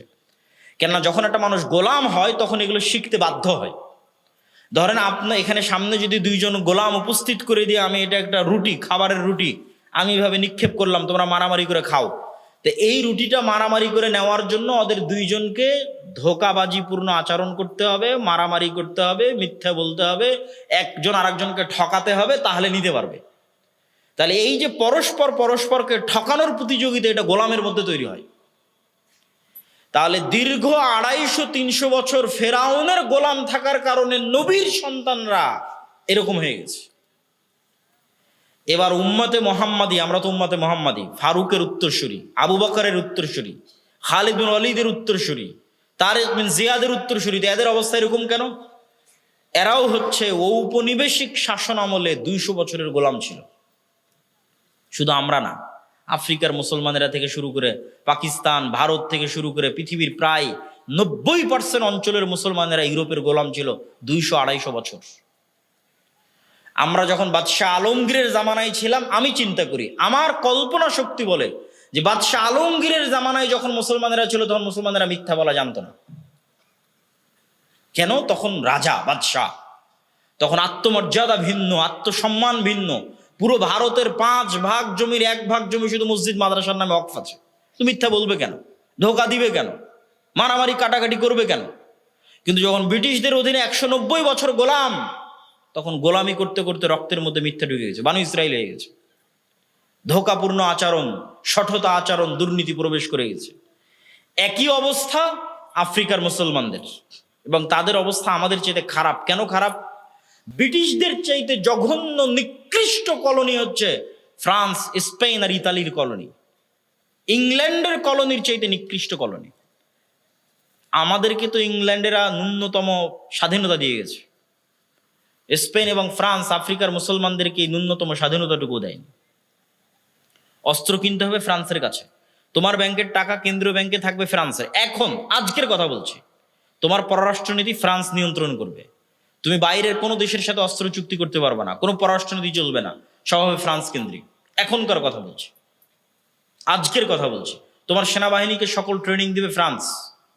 তোমার দেশের সকল খনিজ সম্পদ একমাত্র ফ্রান্স উত্তোলন করতে পারবে, বিক্রি করতে পারবে। আফ্রিকা কোটি কোটি টাকার খনিজ সম্পদের উপর ভাসতেছে, কিন্তু পুরো খনিজ সম্পদ নিয়ে যাচ্ছে কারা? ইউরোপিয়ানরা। আর ওই খনিজ সম্পদ যেন ইউরোপিয়ানরা নিয়ে যায়, তার জন্য গার্ড দেয় জাতিসংঘের শান্তিরক্ষী বাহিনী। আর সেই জাতিসংঘের শান্তিরক্ষী বাহিনীতে আমাদের বাংলাদেশ আর্মি, পাকিস্তান আর্মি যুদ্ধ করে। তো সম্মানিত উপস্থিতি, এই আফ্রিকানদেরকে যখন আপনি ইতালি, ফ্রান্স, স্পেনের মাটিতে দেখবেন, তখন দেখবেন তারা বাঙালি মুসলমানদের চাইতে বেশি মিথ্যুক, বাঙালি মুসলমানদের চাইতে বেশি ধোঁকাবাজ, বাঙালি মুসলমানদের চাইতে বেশি শঠতাপূর্ণ আচরণ করে। আর বাঙালি মুসলমানদের যখন দেখবেন ইন্ডিয়ান সাবকন্টিনেন্ট, পাকিস্তানের মুসলমানদের যখন ইউরোপে দেখবেন, তখন জন্ম নিবন্ধন কার্ড থেকে শুরু করে, জাতীয় পরিচয়পত্র থেকে শুরু করে, সার্টিফিকেট থেকে শুরু করে, যে আবেদন সাবমিট করেছে আবেদন সাবমিট থেকে শুরু করে, সরকারের কাছে বেনিফিট নিবে যে আমার কয় ছেলে মেয়ে কোথায় পড়ে, আমি কি চাকরি করি, কত টাকা ইনকাম করি, প্রত্যেক ধাপে মিথ্যা বলতেছে। শুরু থেকে নিয়ে শেষ পর্যন্ত মিথ্যার উপর প্রতিষ্ঠিত। সে মুসলমান, হাজি, নামাজি, ওমরাকারী, কিন্তু পুরো জীবনটা মিথ্যার উপর প্রতিষ্ঠিত। এবং মিথ্যা বলতেছে কাদের কাছে? ইহুদি খ্রিস্টানদের কাছে মিথ্যা বলতে, 2টা টাকা বেশি পাওয়ার জন্য। এটা হচ্ছে গোলামের নেচার, গোলামের স্বভাব। এই জন্য আমরা হয়ে গেছি এই যুগের বানু ইসরাইল। এই যুগের বানু ইসরাইল যে তার প্রমাণ কোথায়? তার প্রমাণ হচ্ছে এই যে ফিলিস্তিন, যে ফিলিস্তিন দিয়ে আলোচনা শুরু করেছি। কিভাবে বলছে এই ফিলিস্তিন প্রমাণ? আল্লাহ ওই বানু ইসরাইলের উপর চাপিয়ে দিয়েছিলেন ফেরাউনকে। ফেরাউনের কথা আল্লাহ কি বলছে? ইউযাব্বিহুনা আবনাকুম ওয়া ইস্তাহইউনা নিসাকুম। তোমরা বানু ইসরাইল গোলাম না? তোমাদের গোলামের প্রমাণ কি? তোমাদের ছেলে সন্তানদেরকে ফেরাউন জবাই করে, মেয়ে সন্তানদেরকে বাঁচিয়ে রাখে। তো আমরা যে গোলাম, তার প্রমাণ কি? দেখো, সারা পৃথিবীর মানুষের চোখের সামনে 50,000-এরও অধিক নারী, পুরুষ, শিশুকে গত 1.5 বছরে গাজার মাটিতে হত্যা করা হয়েছে। পৃথিবীর কেউ টু শব্দ করে তাদের বাঁচাতে যায়নি। এর চাইতে বড় গোলামির প্রমাণ আর কি নেবেন? যে পুরো মুসলিম বিশ্ব যে গোলাম, এর চেয়ে বড় প্রমাণ আর লাগবে না। পৃথিবীর কোনো যুদ্ধের আইন পর্যন্ত ফলো করা হয়নি। হাসপাতাল পর্যন্ত, বিশ্ববিদ্যালয় পর্যন্ত, স্কুল পর্যন্ত কিছুই নিরাপদ থাকেনি। পুরো গাজা ধুধু মরুভূমিতে পরিণত হয়ে গেছে। মাথা গুজার মতো ঠাঁই এরকম একটা ছাদ পর্যন্ত নাই, সবাই তাঁবুর নিচে। ঠিক রোহিঙ্গারা যেভাবে তাঁবুর নিচে, সেভাবে তাঁবুর নিচে। কিন্তু সারা পৃথিবীর চোখে, সারা পৃথিবীর মানুষের চোখের সামনে হয়েছে, 57টা মুসলিম রাষ্ট্রের চোখের সামনে হয়েছে। তাহলে ওখানে ফেরাউন তাদের জবাই করার কথা আল্লাহ সুবহানাহু ওয়া তাআলা বর্ণনা করেছে। আজকের যুগের ফেরাউনেরা আজকের যুগের বানু ইসরাইলকে এভাবে হত্যা করতেছে। কেননা আজকের যুগের বানু ইসরাইলের এই যে গুণাবলী, তথা আমি আমার নিজেদেরকে বলতেছি, এই গুণাবলী থেকে উদ্ধারের উপায় কি? এই গুণাবলী থেকে উদ্ধারের উপায় হচ্ছে মুসলমানদের আনুষ্ঠানিকতা ঠিক আছে। এই জিনিসটা আল্লামা ইকবালও রিয়ালাইজ করেছেন, উনিও ওনার কবিতার মধ্যে বলেছেন। উনিও এই জিনিসটা অনুভব করেছেন ইউরোপ সফরের পর। सबक फिर से पढ़ सदाकत का, शुजाअत का, अदालत का, लिया जाएगा तुझसे काम, दुनिया की इमामत का। আল্লামা ইকবালও উনিও দেখেছেন পাকিস্তানের মানুষদের, বাংলাদেশের মানুষদের, আমিও দেখেছি যে তাদের মধ্যে ইসলামের আনুষ্ঠানিকতা আছে। পুরো রমজানে সাহারি ইফতারি ঠিক আছে, মসজিদ মাদ্রাসা আছে, সবকিছু আছে, ঈদের আনুষ্ঠানিকতা ঠিক আছে, জানাজার আনুষ্ঠানিকতা ঠিক আছে, সালাত সিয়াম হজ জাকাতের আনুষ্ঠানিকতা ঠিক আছে, ওমরার আনুষ্ঠানিকতা ঠিক আছে, কিন্তু যেই বৈশিষ্ট্যের উপর আল্লাহ নবীদের বড় করেছেন, নবীদেরকে আল্লাহ জন্মগত যেই গুণের উপর বড় করেছেন, ওই গুণটা মুসলমানদের নাই। সব নবীকে আল্লাহ জন্মগত সত্যবাদিতা এবং ন্যায় পরায়ণতার উপর বড় করেছেন। জন্মই হয়েছে এটার উপর, সত্য বলার উপর, ন্যায় পরায়ণতার উপর, আত্মমর্যাদা আত্মসম্মানের উপর, নেতৃত্বের গুণাবলী সম্পন্ন। আর আমি মনে করি এই জন্যই আল্লাহ সুবহানাহু ওয়া তাআলা মুসা আলাইহিস সালাতু ওয়াস সালামকে বানু ইসরাইলের আর 10টা ছেলের সাথে বড় করেননি। বানু ইসরাইলের আর 10টা ছেলের সাথে বড় হলে তো গোলামদের সাথে বড় হতেন, তো গোলামদের সাথে বড় হলে তো ওনারও মন মানসিকতা ছোট হয়ে যেত, ধোকা দেওয়া শিখতো, মিথ্যা বলা শিখতো। এই জন্য মুসা আলাইহিস সালামকে আল্লাহ মানুষ করেছে রাজার বাড়িতে। রাজার বাড়িতে মানুষ হলে তো আর মিথ্যা বলে খাবার নেওয়া লাগবে না, আরেকজনকে ধোকা দিয়ে একটা টাকা বেশি উপার্জন করা লাগবে না, তাহলে এগুলো শিখবে না। কি শিখবে? আত্মমর্যাদা আত্মসম্মান নেতৃত্ব শিখবে, তাই শিখেছেন। এবং আত্মমর্যাদা আত্মসম্মান নেতৃত্ব কোন লেভেলের ছিল মুসা আলাইহিস সালামের? যে একদিনের জন্য বাইরে বের হয়ে কোনো এক জায়গায় একদিন একটা অন্যায় কাজ দেখেছেন তার চোখের সামনে, একদিনের জন্য একটা অন্যায় কাজ দেখেছেন যে ফেরাউনের কোনো লোক বানু ইসরাইলের কোনো লোকের উপর জুলুম করতেছে। তো গোলাম হলে তো এটাকে জুলুমই মনে করতো না, আরে এটাই তো আমাদের ভাগ্যের পরিহাস, এটা আবার জুলুম কি? তো জুলুমই মনে করতো না। কিন্তু উনি স্বাধীন নেতা, নেতা হিসেবে আল্লাহ তাকে বড় করেছে। তাহলে জুলুম কেন হবে? এক থাপ্পড় দিয়েছেন ফেরাউনের লোককে, এক থাপ্পড়ে ফেরাউনের লোক মরে গেছে। এই যে আত্মমর্যাদা, গায়রাত, রাগ, এটা গোলামের থাকে না। এই গায়রাত, এই রাগ, এই আত্মমর্যাদা একজন স্বাধীন নেতার থাকে। তো ওই স্বাধীন নেতা কোথায় তৈরি হতে হবে? যেখানে আত্মমর্যাদা আত্মসম্মান আছে ওখানে তৈরি হতে হবে। এই জন্য বানু ইসরাইলের সাথে বড় না করে রাজার বাড়িতে আল্লাহ সুবহানাহু ওয়া তাআলা বড় করেছেন মুসা আলাইহিস সালামকে। এই জন্য মুসা আলাইহিস সালামের চিন্তা চেতনার সাথে বানু ইসরাইলের চিন্তা চেতনা মিলতো না। এক পর্যায়ে বিরক্ত হয়ে মুসা আলাইহিস সালাম আল্লাহকে বলছেন, এই আল্লাহ, এদের দায়িত্ব আমি আর নিতে পারবো না। উনি একজন স্বাধীন চেতা আত্মমর্যাদার অধিকারী মানুষ হিসেবে গোলামদের দায়িত্ব আর কতদিন পালন করবে? সম্মানিত উপস্থিতি, তাহলে মুসলমানদের সব ঠিক আছে নাই কি? ওই যে না আল্লামা ইকবাল বলছে, সাবাক ফিরছে বাট সাদাকাত কা, নতুন করে সত্য বলা শিখো। তোমাদের পুরো জীবন মিথ্যার উপর, ব্যবসা বাণিজ্য, টাকা পয়সা, কাজ কারবার সব মিথ্যার উপর। বাংলাদেশের গত 16 বছরে যারা এসপি, মন্ত্রী, এসি ল্যান্ড, ওসি, ডিসি যে যে পর্যায়ে দায়িত্ব পালন করেছে, তার অন্তত 90% বেশি হবে এই যে এই সমস্ত জালসার সভাপতি, বিশেষ অতিথি, আর অন্তত 80% বেশি হবে একবার হলো ওমরা করেছে। কিন্তু ওর দায়িত্বের জায়গায় সবচেয়ে বড় মিথ্যুক, ওর দায়িত্বের জায়গায় সবচেয়ে বড় ধোঁকাবাজ এবং দুর্নীতিবাজ। এটাই গোলামের স্বভাব, এই জন্য গোলাম। তাহলে সে ইসলামের আনুষ্ঠানিকতা ঠিক রেখেছে, কিন্তু রাসূল সাল্লাল্লাহু আলাইহি ওয়াসাল্লাম এবং নবীদের জন্মগত যে গুণ সেটা তার মধ্যে আনতে পারেনি। এই জন্য রাসূলুল্লাহ সাল্লাল্লাহু আলাইহি ওয়াসাল্লাম বলছেন, সাবআতুন ইউদিল্লুহুমুল্লাহ ইয়াওমা লা দিল্লা ইল্লা দিল্লু, 7 শ্রেণীর মানুষকে আল্লাহ সুবহানাহু ওয়া তাআলা আরশের বিশেষ ছায়া দিবেন, তার 1 নম্বরে থাকবে। আরো তো 6টা আছে, থাকবে, সমস্যা নেই, সবাই ভালো, সবাই উত্তম কাজ করেছে, তাদেরকে আল্লাহ সম্মান দিবে। কিন্তু সিরিয়ালে 1 নাম্বার, তাহাজ্জুদ গুজারকে পেরিয়ে, নফল সিয়াম পালনকারীকে পেরিয়ে, নফল সিয়াম পালনকারীকে পেরিয়ে 1 নম্বরে হচ্ছে ইমামুন আদিল, সত্যবাদী, ন্যায়পরায়ণ, সৎ, দায়িত্বশীল। আমি অন্তত আমার জায়গা থেকে বলতে পারবো যে এই সত্যবাদিতা এবং ন্যায়পরায়ণতা সরকারি সেক্টর বহু দূরে থাক, আমাদের মতো যারা আলেম ওলামা, যারা মসজিদ মাদ্রাসা ইসলামী দল সংগঠন পরিচালনা করছি, তাদের মধ্যেও নাই। এই জন্য আল্লাহ আমাদের দিয়ে রাষ্ট্রে বিজয় দান করবেন না। কেন? আমরা রাষ্ট্রে বিজয় পাওয়ার যোগ্য নই। কেননা রাসূল সাল্লাল্লাহু আলাইহি সাল্লাম বলছেন, ঈসা আলাইহিস সালাম সমগ্র পৃথিবী বিজয় করবে। তো সমগ্র পৃথিবী বিজয় করে তিনি হবেন হাকামান মুকসিতা, ন্যায় বিচার প্রতিষ্ঠাকারী শাসক। তো ইসলাম রাষ্ট্রে যাবে, তার ব্র্যান্ডিং হচ্ছে ন্যায় বিচার। তো আমি মসজিদের সভাপতি, মাদ্রাসার প্রিন্সিপাল, ইসলামী দল সংগঠনের আমির, আমি আমার দলে ন্যায় প্রতিষ্ঠা করতে পারিনি। যে কর্মী বেশি কাজ করেছে ওকে বাদ দিয়ে যেই কর্মী চামচামি করেছে ওকে পদ দিয়েছি। তাহলে আমি আমার দলে ন্যায় প্রতিষ্ঠা করতে পারিনি, তার মানে আমাকে যদি আল্লাহ রাষ্ট্রের দায়িত্ব দেয়, তাহলে গত 16 বছর যা দুর্নীতি হয়েছে তার চেয়ে বেশি দুর্নীতি হবে। তাহলে আমি হচ্ছে নেতা হওয়ার অযোগ্য, দায়িত্ব পাওয়ার, কিসের যোগ্য? গোলাম হওয়ার যোগ্য। এই সমস্ত গুণাবলী কাদের? গোলামদের। এবার যদি আম পাবলিক তথা আপনাদের মতো সাধারণ জনগণের কাছে চলে আসি, বিভিন্ন পর্যায়ের চাকরিজীবী দায়িত্বশীল বাদ দিলাম, আলেম ওলামা বাদ দিলাম, সাধারণ জনগণ, এমন কত সাধারণ জনগণ নিবেন যে হজ করেছে, ওমরা করেছে, সালাত আদায় করে, লম্বা দাড়ি, মাথায় সিজদা দিয়ে কড়া ফেলে দিয়েছে, কিন্তু তার নিজের বোনকে বাপের সম্পত্তিতে ন্যায়ের সাথে অংশ বুঝিয়ে দেয়নি। ন্যায়ের সাথে অংশ বুঝিয়ে দেওয়া মানে যেই জায়গায় আবাদ কম হয়, যেই জায়গা পানিতে ডুবে থাকে, রাস্তা থেকে দূরে, ওটা দিয়েছে বোনকে, আর যেটা ভালো ফরওয়ার্ড জমি সেটা দিয়েছে নিজে। তাহলে এটা তো ন্যায় প্রতিষ্ঠা হলো না। তাহলে যে তার পরিবারে ন্যায় প্রতিষ্ঠা করতে পারলো না, তাকে যদি আল্লাহ রাষ্ট্রের দায়িত্ব দেয়, তাহলে ও গত 16 বছরের চেয়ে বেশি দুর্নীতি করবে না? বেশি দুর্নীতি করবে। তাহলে এই স্বভাবটা কার? গোলামের স্বভাব, নেতার স্বভাব নয়। নেতা কখনো মিথ্যা বলা জানে না, নেতা কখনো দুর্নীতি করা জানে না, সত্যবাদী, ন্যায়পরায়ণ।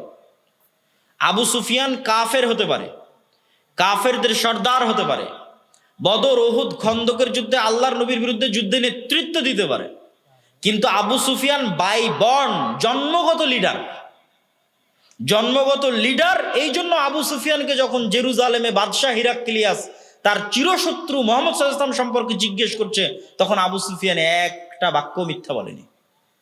তখন উনি কাফের, কিন্তু মিথ্যা বলা তো জানেই না, কেননা he is a by born leader, জন্মগত নেতা, তো কেমনে মিথ্যা বলবে? সম্মানিত উপস্থিতি, কিন্তু আমরা মুসলমানেরা, আমরা হচ্ছি ওই যুগের মক্কার কোরাইশ মুশরিকদের চাইতে চরিত্রের দিক থেকে, মিথ্যা, ধোঁকা এবং দুর্নীতির দিক থেকে নিম্ন স্তরে অবস্থান করছি। আমরা চলে গেছি আজ থেকে 4000 বছর আগের বানু ইসরাইলদের স্তরে। তাহলে আমাদের এখান থেকে বের হয়ে আসতে হলে আমাদের সত্য বলা, যেটা আল্লামা ইকবাল বলেছে, সাবাক ফিরসে পার সাদাকাতকা, সত্য বলা শিখো, সুজা আতকা, সাহসী হও, ভেরুকা পুরুষ হয় না, আদালাতকা, ন্যায় প্রতিষ্ঠা করা শিখো। এই কয়টা জিনিস যদি মুসলমানেরা তোমরা করতে পারো, আল্লাহ পুনরায় তোমাদেরকে দুনিয়ার নেতা বানিয়ে দিবে। বলেন আল্লাহু আকবার। এবং মুসলমানেরা দুনিয়ার নেতা হতে পারবে। দুনিয়ার সকল সমস্যার সমাধান ইসলাম আর মুসলমানদের মধ্যে আছে, কিন্তু সেই নেতৃত্বের গুণ আপনাকে অর্জন করতে হবে। সম্মানিত উপস্থিতি, এইটা হচ্ছে এই জেরুজালেমের এই ঘটনা, বানু ইসরাইলদের এই ঘটনা থেকে আমাদের শিক্ষা। এবার আমি আমার বক্তব্যের আর বাকি 2-1টা সংক্ষিপ্ত ছোট ছোট অংশে যাব এবং তারপরে ধীরে ধীরে আমার বক্তব্যের শেষের দিকে চলে যাব। ছোট অংশের একটা অংশ কি? ছোট অংশের একটা অংশ হচ্ছে মসজিদ ভিত্তিক দ্বীন শিক্ষা। আজকেও আপনাদের এখানে আসার পর অন্তত 2 থেকে 3 জন আমার সাথে সরাসরি সাক্ষাৎ করেছেন, যারা দাওয়া ইলাল্লাহর মাধ্যমে আমাদের জামিয়া সালাফিয়ায় যে মক্তবের ট্রেনিং হয়, সে মক্তবের ট্রেনিং গ্রহণ করেছেন। গ্রহণ করে আমাদের সিলেবাস অনুযায়ী তার মসজিদে মক্তব পরিচালনা করছেন। আবার পুরো রমজান মাসব্যাপী আমরা যে কাজ দিয়েছিলাম, প্রায় 500টা মক্তব এখন আমাদের অধীনে পরিচালিত হচ্ছে। এই 500 মক্তবে আমরা যে কাজ দিয়েছিলাম, সেই কাজ সম্পূর্ণ করে ঈদ কেন্দ্রিক তাদের যে হাদিয়া, সেই হাদিয়াটা পর্যন্ত তারা রিসিভ করেছে। এগুলো আপনাদেরই আশেপাশের অঞ্চলের প্রায় 2-3টা মক্তব। তো আমিও উদাত্ত আহ্বান জানাবো যে মসজিদ ভিত্তিক দ্বীন শিক্ষাটা একটা সিস্টেমেটিক ম্যানেজমেন্টের মধ্যে আসুক, একটা জবাবদিহিতার মধ্যে আসুক, মানুষের মধ্যে একটা সচেতনতা তৈরি হোক। কেননা আমি যতই মাদ্রাসা প্রতিষ্ঠা করি না কেন, এখানে এই অঞ্চলের 2% ছেলে মেয়ে পড়াশোনা করবে, আর বাকি 98% যাবে স্কুলে। তো স্কুল গোয়িং যে বাচ্চাগুলো আছে, যারা স্কুলে যাবে, তাদেরকে ন্যূনতম দিনের বেসিক জ্ঞান দেওয়ার একটা বড় মাধ্যম হচ্ছে মক্তব। এই মক্তবকে শক্তিশালী করা, মসজিদকে শক্তিশালী করা। মসজিদ শক্তিশালী হলেই সমাজ পরিবর্তন হবে। মসজিদকে এম্পাওয়ার করতে হবে। আর মসজিদ শক্তিশালী করার এখন সুবর্ণ সুযোগ। কেন সুবর্ণ সুযোগ? গত 16 বছর দলীয়করণ গ্রাম পর্যন্ত পৌঁছে গেছিল। এখন নির্দিষ্ট রাজনৈতিক দলের বিশাল কোনো আধিপত্য সেটা নাই। হ্যাঁ, বাংলাদেশের মানুষ যেহেতু গোলাম, 190 বছর ব্রিটিশদের গোলামি করেছে, তো গোলামির স্বভাবই হচ্ছে এক রাজার গোলামি থেকে আর এক রাজার গোলামি শুরু করা। এটা নেচারের মধ্যে। একজনের সাথে 2 নম্বর কার্যক্রম চালিয়ে সে যখন বিদায় নিয়েছে, এবার আর একজনের সাথে 2 নম্বর কার্যক্রম শুরু হবে। ওই লিয়াজুর কারণে চান্দা থেকে শুরু করে সকল অন্যায় কাজ চলতে থাকবে। কিন্তু এই জায়গায় কিন্তু একটা রোল প্লে করতে পারে মসজিদ, মাদ্রাসা, দ্বীনি শিক্ষা প্রতিষ্ঠান। সেটা কি? এই যে এতক্ষণ যা আলোচনা করলাম, ন্যায় প্রতিষ্ঠা, সত্য প্রতিষ্ঠার সংগ্রাম, আল আমরু বিল মারুফ ওয়ান নাহি আনিল মুনকার। আপনি যত বেশি ন্যায় প্রতিষ্ঠার সংগ্রামে অংশগ্রহণ করবেন, ধীরে ধীরে তত লিডার হবেন। এটা নিয়ম পৃথিবীর। আপনি অটোমেটিক নেতা হবেন যদি আপনি ন্যায় প্রতিষ্ঠা করতে যান। তো আমার একটা উদাত্ত আহ্বান থাকবে মসজিদকে পাওয়ারফুল করা। মসজিদ পাওয়ারফুল হওয়া মানে মসজিদ যেন সমাজে প্রচলিত অন্যায়ের বিরুদ্ধে আওয়াজ উঠাতে পারে। সমাজে প্রচলিত অন্যায় বলতে কি কি হতে পারে? যেমন একটা উদাহরণ দিলাম, যে বোনকে তার পিতার সম্পত্তিতে ন্যায়ের সাথে হক বুঝিয়ে না দেওয়া। তো মসজিদ ভূমিকা নিবে যে হ্যাঁ দেওয়া হোক। জানাজার অনুষ্ঠানের পরে যখন বাড়িতে সালিশ হবে, তখন মসজিদের কমিটি, মসজিদের ইমাম, মসজিদের মুয়াজ্জিন তারা এই ভূমিকাটা নেওয়ার চেষ্টা করবে। চেষ্টা করলে আল্লাহ রাস্তা সহজ করে দিবে। আরো অসংখ্য অন্যায় সমাজে হয়। অন্যায় মানে আপনি এটা বুঝিয়েন না আল্লাহর সাথে অন্যায়। আল্লাহর সাথে অন্যায়ের কথা আপনারা খুব ভালো বুঝেন, সেটা আপনাদেরকে গত 50 বছর 100 বছর আলেম ওলামা শিখিয়েছে। আমি অন্য অন্যায়ের কথা বলছি, যে মানুষের প্রতি হওয়া অন্যায়। যে একটা বাজারে চাঁদাবাজি হচ্ছে, যদি বাজারে যেই সবজি বিক্রেতা, পেয়ারা বড়ই বিক্রেতা বিক্রি করতে গেছে বাজারে, তাকে যদি কোথাও চাঁদা দিতে হয় মসজিদে দিবে। কথা মানে আমার বুঝতে পারেনি? এই ক্ষমতাটা কার থাকতে হবে? মসজিদের থাকতে হবে। এই ক্ষমতাটা মাদ্রাসার থাকতে হবে। এইটা চেষ্টা করলেই পারা যাবে, ন্যায় প্রতিষ্ঠার আন্দোলন। কিন্তু এটা চেষ্টা করাও কঠিন, কেননা অসংখ্য মানুষের বিভিন্ন জায়গায় স্বার্থ জড়িত। তখন ওই স্বার্থ জড়িত জায়গাগুলোতে সে আপনাকে হেল্প করবে না। কিন্তু আপনি যদি বলেন না আমি রাষ্ট্রে ইসলাম প্রতিষ্ঠা করতে চাই, গোড়া থেকে শুরু করতে হবে। মসজিদ যত শক্তিশালী হবে, রাষ্ট্রে তত দ্রুত ইসলাম প্রতিষ্ঠা হবে। গণতন্ত্র দিয়ে রাষ্ট্রে কোনোদিন ইসলাম প্রতিষ্ঠা হবে না। এটা পরীক্ষিত কথা বলছে, আবেগের কোনো বক্তব্য নয় যে আমি একটা আবেগময় বক্তব্য ছেড়ে দিলাম আপনারা ঠিক বললেন। জি না, এটা একদম পরীক্ষিত। কেন পরীক্ষিত? এই জন্য পরীক্ষিত যে গণতন্ত্র ইটসেলফ ইনজাস্টিস। মানে কি? মানে হচ্ছে গণতান্ত্রিক পদ্ধতি নিজেই অবিচার, অন্যায়। আর ইসলাম মানে ন্যায় প্রতিষ্ঠা করবে। তো যেই থিওরিটা, যেই তন্ত্রটা নিজেই বেইনসাফ, অন্যায় এবং অবিচারকে টিকিয়ে রাখার সকল অনুষঙ্গ, সকল এলিমেন্টস এই থিওরির মধ্যে আছে। আপনি বললেন এত বড় কথা কিভাবে বলছে? দুই একটা উদাহরণ দেয় যে গণতন্ত্র ইটসেলফ ইনজাস্টিস। গণতন্ত্র কখনোই পৃথিবীতে ন্যায় বিচার, জাস্টিস প্রতিষ্ঠা করতে পারবে না। অতীতে পারেনি, ভবিষ্যতে পারবে না। পারবে না গণতন্ত্র। আমি ইসলাম প্রতিষ্ঠা করতে বলিনি, খুব মনোযোগ দিয়ে শুনবেন। গণতন্ত্র পৃথিবীতে ন্যায় বিচার প্রতিষ্ঠা করতে পারবে না। গণতন্ত্রের মেকানিজমের মধ্যে নাই ন্যায় বিচার প্রতিষ্ঠা। কিভাবে নাই? ধরেন গণতন্ত্র বলতেছে আমি জনগণের শাসন প্রতিষ্ঠা করব। তো জনগণের শাসন প্রতিষ্ঠা করবে, প্রার্থী মনোনয়ন দিচ্ছে কে? রাজনৈতিক দল, জনগণ না। রাজনৈতিক দল যাকে প্রার্থী মনোনয়ন দেবে, জনগণকে তার মধ্যে একজনকে বেছে নিতে হবে। গেল 1 নাম্বার। তাহলে প্রার্থী মনোনয়নে কি হচ্ছে? যোগ্য ব্যক্তি প্রার্থী মনোনয়ন পাচ্ছে না। প্রার্থী মনোনয়ন বাণিজ্য হচ্ছে, ইনজাস্টিসের শুরু। টাকা দিয়ে প্রার্থীটা কিনে পাওয়া যাচ্ছে। একজন অযোগ্য, চোর, বাটপার, দুর্নীতিবাজ দলকে বেশি পরিমাণে টাকা দিয়েছে, দলকে মনোনয়ন দিয়ে দিয়েছে। আর এক কোথায় যে আর এক জায়গায় ইনজাস্টিস হচ্ছে, এটা ছাড়া গণতন্ত্র চলতেই পারবে না। সেটা কোন জায়গায়? এই বিশাল যে ভোট ক্যাম্পেইনিং, মার্কেটিং, বিশাল যে ভোট মার্কেটিং ক্যাম্পেইন করতে হবে, এত হাজার হাজার কোটি টাকা বাংলাদেশের 80% জনগণ যারা হচ্ছে মধ্যবিত্ত, নিম্নবিত্ত, তাদের বাপ দাদার ক্ষমতা নাই যে এত হাজার হাজার কোটি টাকা তাদের পকেট থেকে দিবে। তাহলে কে দেয় এত হাজার হাজার কোটি টাকা? দেশের সবচেয়ে বড় দুর্নীতিবাজ ব্যবসায়ীরা এই হাজার হাজার কোটি টাকা দিবে। তাহলে দেশের সবচেয়ে বড় দুর্নীতিবাজ 100 ব্যবসায়ী ওই সমস্ত রাজনৈতিক দলগুলোকে টাকা দিবে তাদের নির্বাচন লড়ার জন্য। ইনজাস্টিসের শুরু। তাহলে যেখানে একটা দল বিক্রি হয়ে গেছে দুর্নীতিবাজ ব্যবসায়ীর কাছে, সেখানে কোশ্চেন কালো জাস্টিস প্রতিষ্ঠা হবে না। এই জন্য গণতন্ত্র পৃথিবীতে কোনোদিন জাস্টিস প্রতিষ্ঠা করতে পারেনি, ভবিষ্যতেও পারবে না, আজও পারবে না। আমি ইসলাম প্রতিষ্ঠা করার কথা বলছি না। ন্যায় বিচার প্রতিষ্ঠা করতে পারবে না, এটা নাই গণতন্ত্রের মধ্যে। প্রকৃত গণতন্ত্র কেমন হতো? প্রকৃত গণতন্ত্র কেমন হতো? আমি প্রকৃত ইসলাম বলিনি। প্রকৃত গণতন্ত্র কেমন হতো? আখিলার মানুষকে বলে দিলাম আখিলার মানুষ যদি একসাথে একত্রিত হয়ে এই কওমি হাফিজিয়া মাদ্রাসা চালাতে পারে, আখিলার মানুষ যদি একসাথে একত্রিত হয়ে এরকম 10টা 5টা স্কুল কলেজ চালাতে পারে, তো আখিলার মানুষ ময় মুরব্বীরা একসাথে বসে তাদের গ্রামের নেতা ঠিক করতে পারে না? কোনো ভোট ছাড়া, কোনো মনোনয়ন ছাড়া, কোনো নির্বাচন ছাড়া, কিছুই ছাড়া আখিলার এক গ্রামের মানুষ এক জায়গায় একত্রিত পরামর্শের ভিত্তিতে বলতে পারে না আমার গ্রামের নেতা অমুক? পারে না? পারে না? অনেক সহজ। যখন আখিলার মানুষ এক জায়গায় একত্রিত বলবে আমার গ্রামের নেতা অমুক, তো এই ইউনিয়নে কয়টা গ্রাম আছে? সব গ্রামের মানুষেরা ভোট, নির্বাচন, ক্যাম্পেইন, রাজনৈতিক দলের মনোনয়ন আর ওই সমস্ত দুর্নীতিবাজ ব্যবসায়ীদের কোটি কোটি টাকা ছাড়াই গ্রামের মানুষ এক জায়গায় একত্রিত হবে আমার গ্রামের নেতাই। এবার এই গ্রামের নেতারা একত্রিত হয়ে পরামর্শ করে বলবে আমাদের ইউনিয়নের নেতাই, ইউনিয়ন নেতারা একত্রিত পরামর্শ করে বলবে আমার উপজেলার নেতাই, উপজেলার নেতা একত্রিত পরামর্শ করে বলবে আমার জেলার এমপি অমুক, জেলার এমপিরা একত্রিত পরামর্শ করে বলবে আমার দেশ চালানোর জন্য সবচেয়ে যোগ্য ব্যক্তি অমুক। এ হলো প্রকৃত গণতন্ত্র। এটা হতে দিবে কেউ? কোনোদিন হতে দিবে না। এটা হলো তো সব ব্যবসা বাণিজ্য ধ্বংস। ইসলাম হচ্ছে পরামর্শের ভিত্তিতে নেতা নির্বাচনের কথা বলে, আর পরামর্শের ভিত্তিতে নেতা আসলে, যোগ্য নেতা আসতেই হবে। তার প্রমাণ হচ্ছে বর্তমান সময়। বর্তমান যারা সরকার আছে এরা কি নির্বাচনে দাঁড়িয়ে ক্ষমতায় এসেছে? নির্বাচনে দাঁড়িয়ে ক্ষমতা আসে। ছাত্ররা পরামর্শ করেছে যে এই দেশ চালানোর সবচেয়ে যোগ্য ব্যক্তিকে।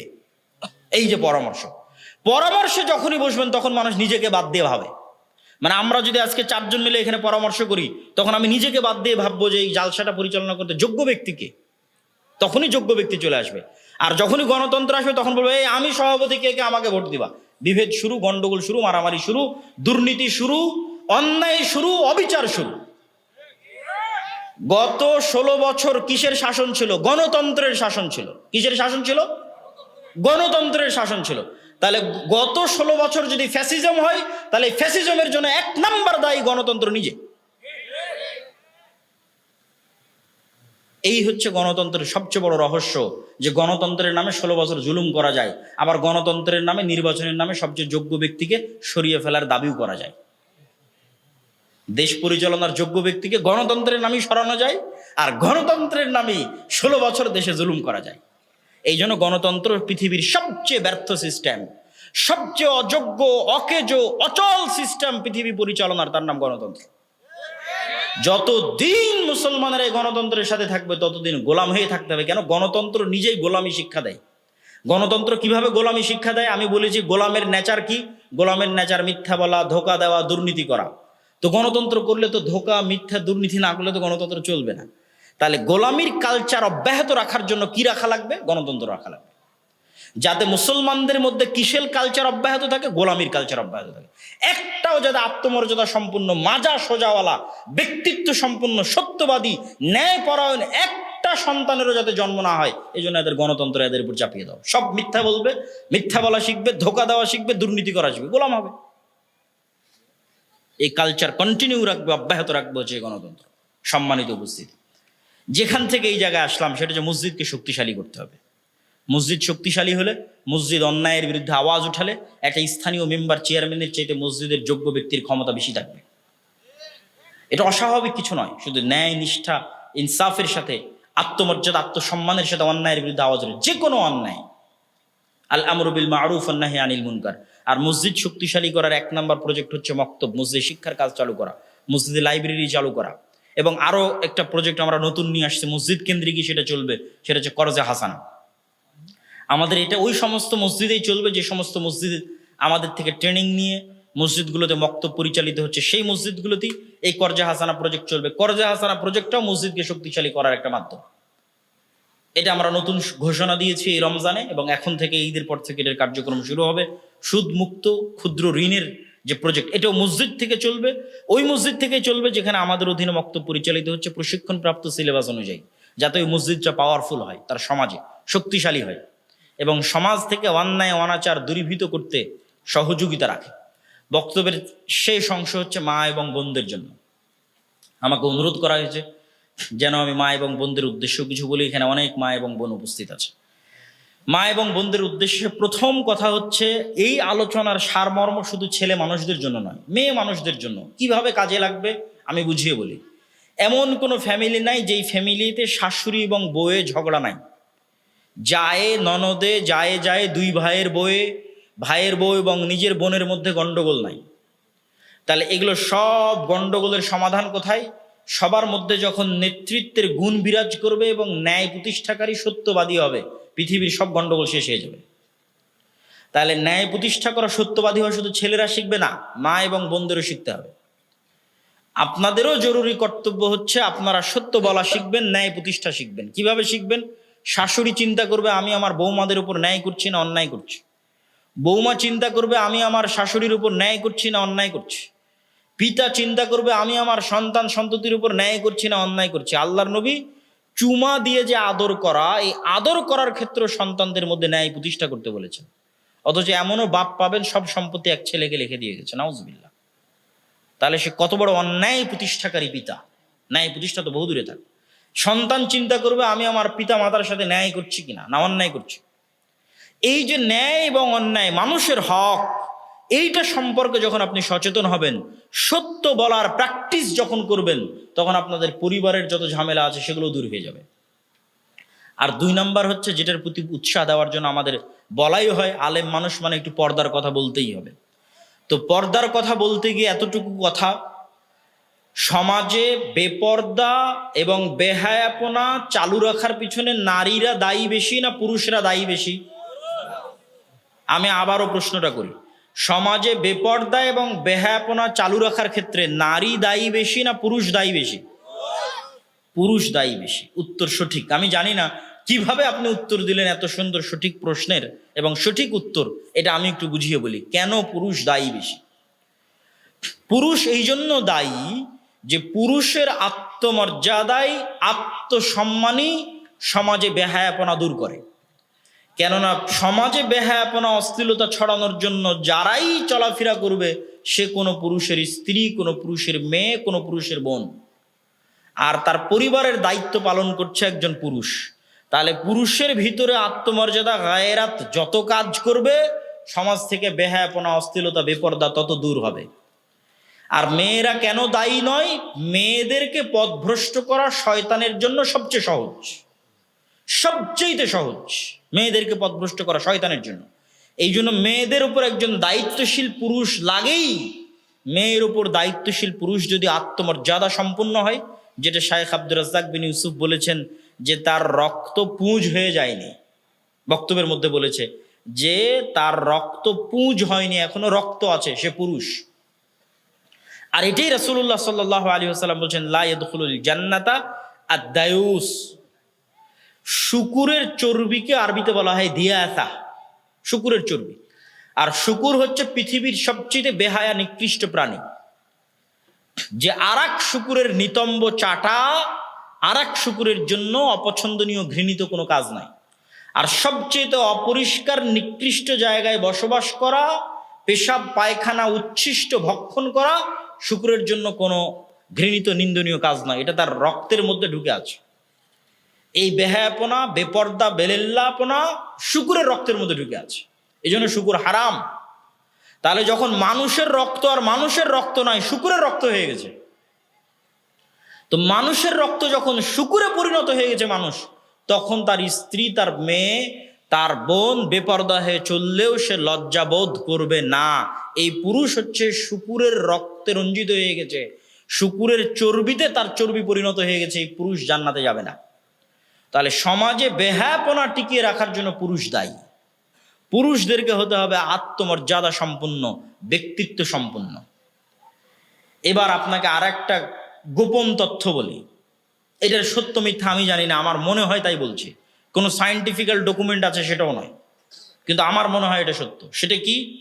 যখন পুরুষের মধ্যে ব্যক্তিত্ব কমে যায়, আত্মমর্যাদা কমে যায়, তার স্ত্রীকে যখন সে বেপর্দা অবস্থায় চললেও বাধা দেয় না, তার মেয়েকে বেপর্দা অবস্থায় চললেও বাধা দেয় না, উপদেশ দেয় না, তার বোনকে বেপর্দা অবস্থায় চললেও বাধা দেয় না, উপদেশ দেয় না, তথা পুরুষের মধ্যে যখন ব্যক্তিত্ব, আত্মমর্যাদা কমে যায়, তখন এই স্বভাবটা হচ্ছে মেয়েলি স্বভাব। তথা পুরুষের মধ্যে যত পরিমাণে আত্মমর্যাদা কমতে থাকবে, তত ধীরে ধীরে মেয়েলি স্বভাবের দিকে ট্রান্সফার হতে থাকবে। সে একজন আলফা মেইল, মহাপুরুষ নয়। আর পুরুষের মধ্যে আত্মমর্যাদা, ব্যক্তিত্ব, তার স্ত্রী কন্যার বিষয় যত বাড়তে থাকবে, ও তত পৌরুষত্বের শক্তিতে বলীয়ান হতে থাকবে, আলফা মেইল হতে থাকবে। আর ওখান থেকে যত কমতে থাকবে তত সে মেয়েলি একজন পুরুষের স্বভাবে পরিণত হতে থাকবে। ঠিক তার বিপরীত দিকে একটা মেয়ে যত কম পুরুষের সাথে উঠা বসা করবে, মেলামেশা করবে, তত তার মধ্যে নারীত্বের স্বভাব, নারীত্বের লজ্জা, নারীত্বের কোমলতা, নারীত্বের নম্রতা, ভদ্রতা তার মধ্যে বেশি বিরাজ করবে। আর একটা মেয়ে যত বেশি পুরুষের সাথে উঠা বসা, কথাবার্তা, মেলামেশা করবে, ধীরে ধীরে সে তত পুরুষ হতে থাকবে। মানে পুরুষের মতো কর্কশ, পুরুষের মতো কঠিন, পুরুষের মতো বেহায়া, পুরুষের বেহায়া বলতে মানে বেপর্দা, পুরুষের মতো বেপর্দা, ধীরে ধীরে সে পুরুষ হতে থাকবে। এবার এই দুটোর কম্বিনেশন যখন মিলবে, তথা এমন একজন পুরুষ যে আসলে পুরুষ নয়, মেয়েলি স্বভাবের অধিকারী, সে বিবাহ করেছে এমন একজন মেয়েকে যে আসলে মেয়ে নয়, মানে তার মধ্যে নারীত্বের কোমলতা নাই, নারীত্বের নম্রতা নাই, নারীত্বের লজ্জা নাই, সে প্রচুর পরিমাণে পুরুষের সাথে মেলামেশা করেছে, উঠা বসা করেছে, তাহলে ও তো ধীরে ধীরে পুরুষের স্বভাবে চরিত্রবান হয়েছে। তাহলে এই পুরুষ যার মধ্যে মেয়েলির স্বভাব বেশি, ওই মেয়ে যার মধ্যে নারীর স্বভাব কম, এরা যখন স্বামী স্ত্রী হিসেবে হবে এবং এদের যখন সন্তান হবে, ওই সন্তান হবে LGBTQ এর অনুসারী। LGBTQ এর অনুসারী মানে আজকের বিশ্বের শয়তানের সবচেয়ে বড় এজেন্ডা হচ্ছে সমকামিতার এজেন্ডা, তথা ওর পক্ষে পুরুষ হওয়া সম্ভবই নয়। সুলতান সালাউদ্দিন আইয়ুবী, তারেক বিন জিয়াদ আর মোহাম্মদ বিন কাসিমের মতো সাহসী বীর পুরুষ জন্ম নিবে অসম্ভব। LGBTQ এর অনুসারী পুরুষও নয়, নারীও নয়, এরকম তৃতীয় লিঙ্গ হিজড়ার জন্ম হবে। তার মানে বাস্তবে হিজড়া সেটা বলিনি, স্বভাবে, নেচারে বীর পুরুষের জন্ম হওয়া সম্ভব নয়, মুজাহিদের জন্ম হওয়া সম্ভব নয়। জন্ম কখনই সম্ভব যখন একজন সত্যিকার পুরুষের সাথে একজন সত্যিকার নারীর বিবাহ হবে, তখন সত্যিকার পুরুষ আর সত্যিকার নারীর ফলে, তাদের ফল থেকে যে সন্তান তাদের গর্ভে আসবে, ও হবে আরাক মহাবীর পুরুষ। মানে আরাক সুলতান সালাউদ্দিন আইয়ুবী, তারেক বিন জিয়াদ সামনে অন্যায় দেখলে উড়িয়ে দিবে, মাথা নত করে মেনে নিবে না। ওই সন্তান তো লাগবে। তো সেই সন্তান লাগার জন্য, নিয়ে আসার জন্য এগুলো বেহায়াপনা, বেলিল্লাপনা থেকে বেরিয়ে আসতে হবে। মা এবং বোনদেরকেও বেরিয়ে আসতে হবে, আমাদের সমাজকেও বেরিয়ে আসতে হবে।